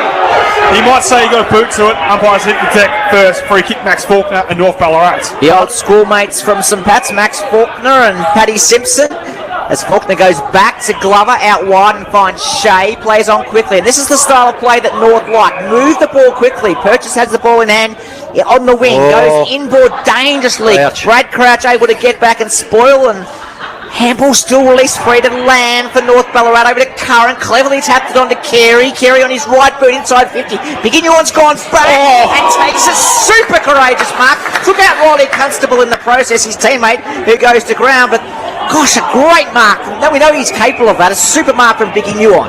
I actually thought DJB was going to die then. That was so gutsy. Yeah. So Biggie's playing in the ruck, and that meant that he's behind the ball. His kick has gone wide and out of bounds. Lasso free kick. So this is a good rule, this lasso, because it keeps the game moving. North Ballarat now looking to bring the ball inside 50. So Shea balks the man at the mark, runs his full measure, thumps it inside 50. One for the high fly. Stranger Barras with one hand, couldn't quite bring it down this time. Arts with the crumbs, right foot snap. Just across the face as we ticket the time on in the final term. North Ballarat on the Metro scoreboard. 10 goals for 64. They trail Ballarat 10-11-71. You figure Ballarat have to find a way to score here. They can't hang on for the next 10 minutes. No, North Ballarat are going to find a way to kick a goal. Those comments from Brad McGowan for One Life Insurance this afternoon. 21 minutes gone here in the final term. Alex Keith plays on from fullback, kicks out towards the Creswick Road side of the ground. Glover with a strong fist down to Lamb. Lamb back towards the Quicks by himself. Flopped it like a hot scone. Golden opportunity wasted. Keith Clever enough to clean up for Ballarat, and then they take a deep sigh of relief, but not for long because the kick's turned over. Back in the direction of the road, and he's tackled up Borison, holding the ball. Free kick Ballarat. Oh, the pressure in this game is fantastic. It's too much for Quick. And 50 metres as off the footy Simpson was dropped there by Arts, and Drever's goal-saving tackle advancing from half-back towards the middle of the ground. It's a game of inches. Quick couldn't quite hang on. Bowman couldn't get away from Drever. And Drever gets 50, and his kick shows a bit of it. McGuigan did well. Carey threw it away. Umpire Wade play on. Rinaldi sends it inside 50. Mark should be taking it is. Baker was screaming Paddy or Biggie to go to there and just slow the tempo down, and just didn't do that. So Penny with the intercept was sent it wide to Shea. He only knows one way. And North Ballarat, they have the overlap if they want it on the outer side. They hold up for the moment. Short ball was in the current direction. Too tall and out of bounds. Lasso. There'll be a Lasso free kick. Declan McGuigan in the middle, waving his arms around, saying, I was by myself at top of 50. I could have run in and kicked the goal. Be brave. Got to be brave, Brad. They weren't. For D2E Gems from Delacombe to Windaree, and never too far from a D2E. All the action here at Mars Stadium. What a super last quarter it's been. It's 9 points in favour of Ballarat. 22, nearly 23 minutes gone. Ball on centre wing. It's going to be a ball up, but we've had some huge moments here. Both sides. Jamie Quick dropping what he should have taken in the goal square, which would have reduced the margin to 3 points. Biggie Newen playing on from 15 metres out and kicking it backwards. There's been some mistakes, there's been some clangers, but it has been a super entertaining game, and we've been very fortunate to bring it to you here live on 3BA this afternoon as Newen does the ruck work. Goes to ground, it'll be another ball up on centre wing, Sam Young. Now, Newen's been in the ruck for a long time, boys, and their actual ruckman is just sitting forward, Paddy Graham. So I wonder what's going on there. I reckon Paddy Graham's due to get back in there. Maybe just get his experience around the footy, maybe more than anything. I'm with you, though. It's an interesting decision. That's why the coaches paid the big bucks, though, to make those calls. Or rotation gone wrong, I don't know. Maybe it's just, can't understand why Biggie did what he did, so thought he'd get him up around the ball. So Biggie with the fist. Carey's caught the tackle. Sling tackle. Free kick will go the way of Isaac Carey, because you can hear the moans and groans from the Ballarat faithful underneath the effects mic here at the beautiful Mars Stadium. Andrew Hooper doesn't agree. I don't even think Carey's head actually hit the ground. So Carey, long switching kick. Glover's going to have to wait a long time, but he's able to take the mark in front of Drever. He has the overlapping purchase if he wants it. He chips in that direction. They've got to be brave, they've got to be quick, and they've got to be good. That's a good ball to find Arts. Mark taken by Sammy on true centre wing on the broadcast side. He plays on.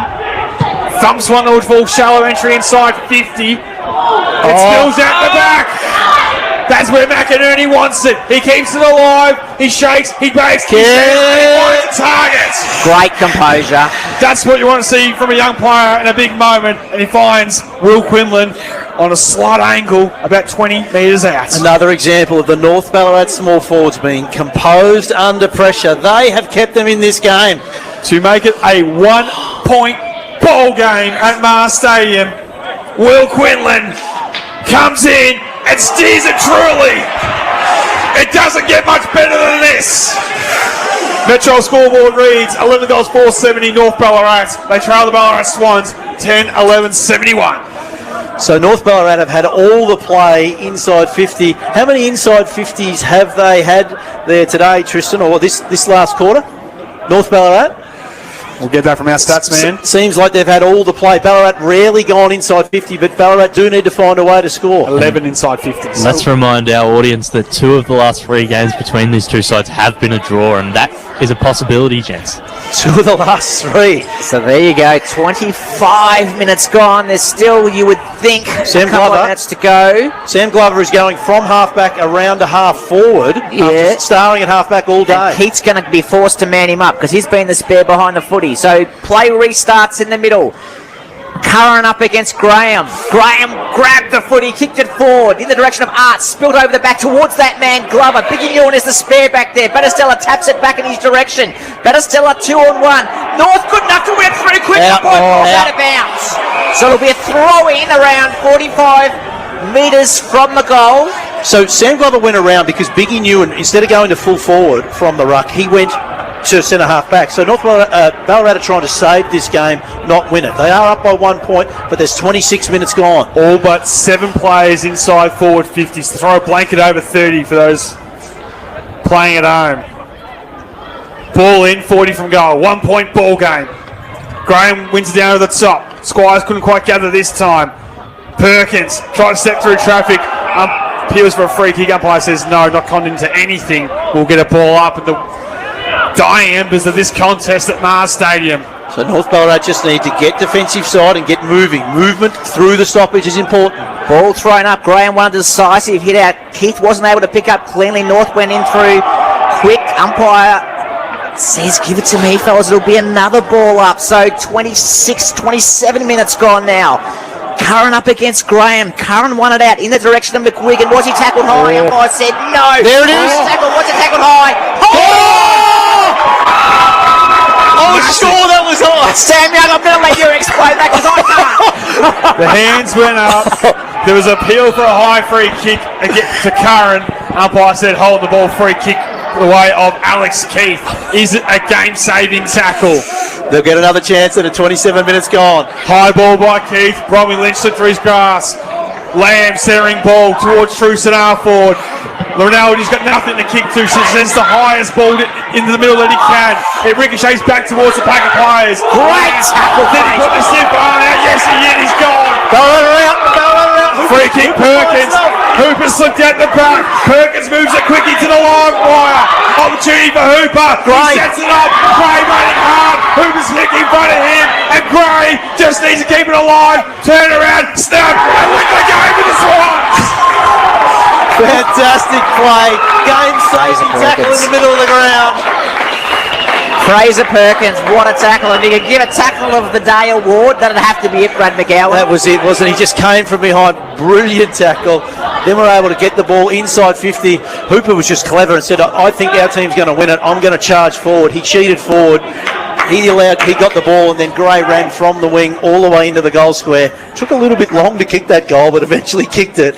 And Ballarat should hang on now, boys. Beautifully called by Sam Young on 3BA Footy this afternoon. Hope you're enjoying the call at home for D2E gyms from Delacombe to Wendouree. You're never too far from a D2E. And suddenly we've seen Biggie go back behind the ball. Keith's the spare behind the ball. Remembering there's no 6-6-6 in Ballarat footy, so you can play a 7 or even 8-man defence if that's what you want. And Ash Baker's done just that through Ballarat as the umpire throws the ball in the air. Ball knocked forward for Ballarat. Hooper, who hasn't done much today apart from the last couple of minutes, cleverly gets the ball on to Buddy Simpson, who plays on and gives it over the top of Jacko Bryan, who walks it into the goal square almost arrogantly and kicks the Swans the victory. Almost. Unfortunately, North Ballarat lined all their players up at half-back and said, we just have to charge through this centre bounce and try and win it. That meant that Ballarat had 2 players on their own inside forward 50. The ball slipped through to them, and as you said, O'Brien just walked into the goals, kicked the goal, turning around, looking at the North Ballarat players, basically taunting them, but that's enough. Ballarat now win. 3 goals to Jack O'Brien this afternoon. And Ballarat are home. They're 12-11-83 to North Ballarat, 11-4-70 on the Metro scoreboard. How big a moments in footy. Appeals for a free kick in the pocket to Curran. They don't get their way North Ballarat. Well, Perkins with the game-winning tackle. They go forward. They get a goal from Gray. And then O'Brien, Telstra walks it home and gets it through the big sticks. As we're back underway here in the middle of Mars Stadium, Leonard has tried all day. Left foot kick come out towards the broadcast side. Carey in front. Has to mark and go. He can't. Arts at ground level. Gives it over the top. Sue Quinlan's glass. Maple is tackled. And we'll get a ball up on centre wing. Maybe a slight appeal for a sling, but umpire wiser to it says, I'll throw it in the air. Just love to see the replay of that current tackle, Sam. We'll go back underway here. One down in the ruck by Graham. Squires spits it wide. Hacked off the deck by Perkins, just gaining territory. Bromley Lynch gathers. His right foot kicks off the outside boot to Gray. And the siren sounds in what was another classic between these 2 arch rivals. The Ballarat Swans will run out victorious. 12 goals, 11-83. Have to beat North Ballarat, 11 goals for 70. As we go to our man Brad McGowan, thanks to One Life Insurance for his summation of what was a crucial final few minutes of footy. Well, in the end, I think Ballarat were the better side. They did kick 12 goals, 11. So they had the ball inside 50 far more often. They created more opportunities. They were certainly dominant around the hit-outs and the clearances for most of the day. They just weren't able to finish their work. 12 goals, 11 being the evidence of that. And so eventually, look, I think the better team has probably won. Although North Ballarat can certainly hold their heads high. Their ability to put pressure on all over the ground was fantastic. Sam Glover and their half-back line started to really have a significant effect and made it hard for Ballarat to score. But both teams would certainly be happy with large parts of their game. Having said that, they've also got plenty of things to work on. Ballarat are going to have to try and work out a better way to be more accurate and find a way to kick more goals. And North Ballarat, well, they've probably got a few positional things they can work out. They'll be far better once they get a few players back too. Like, obviously, Ryan Luke tried really hard in the ruck, but he was clearly outmatched. And look, in the end, Ballarat were the better side and deserved to win. Thanks to our good friends at the Sporting Globe, the player of the day, Brad McGowan. I mean, there's a lot of contenders. Obviously, Alex Keefe was great.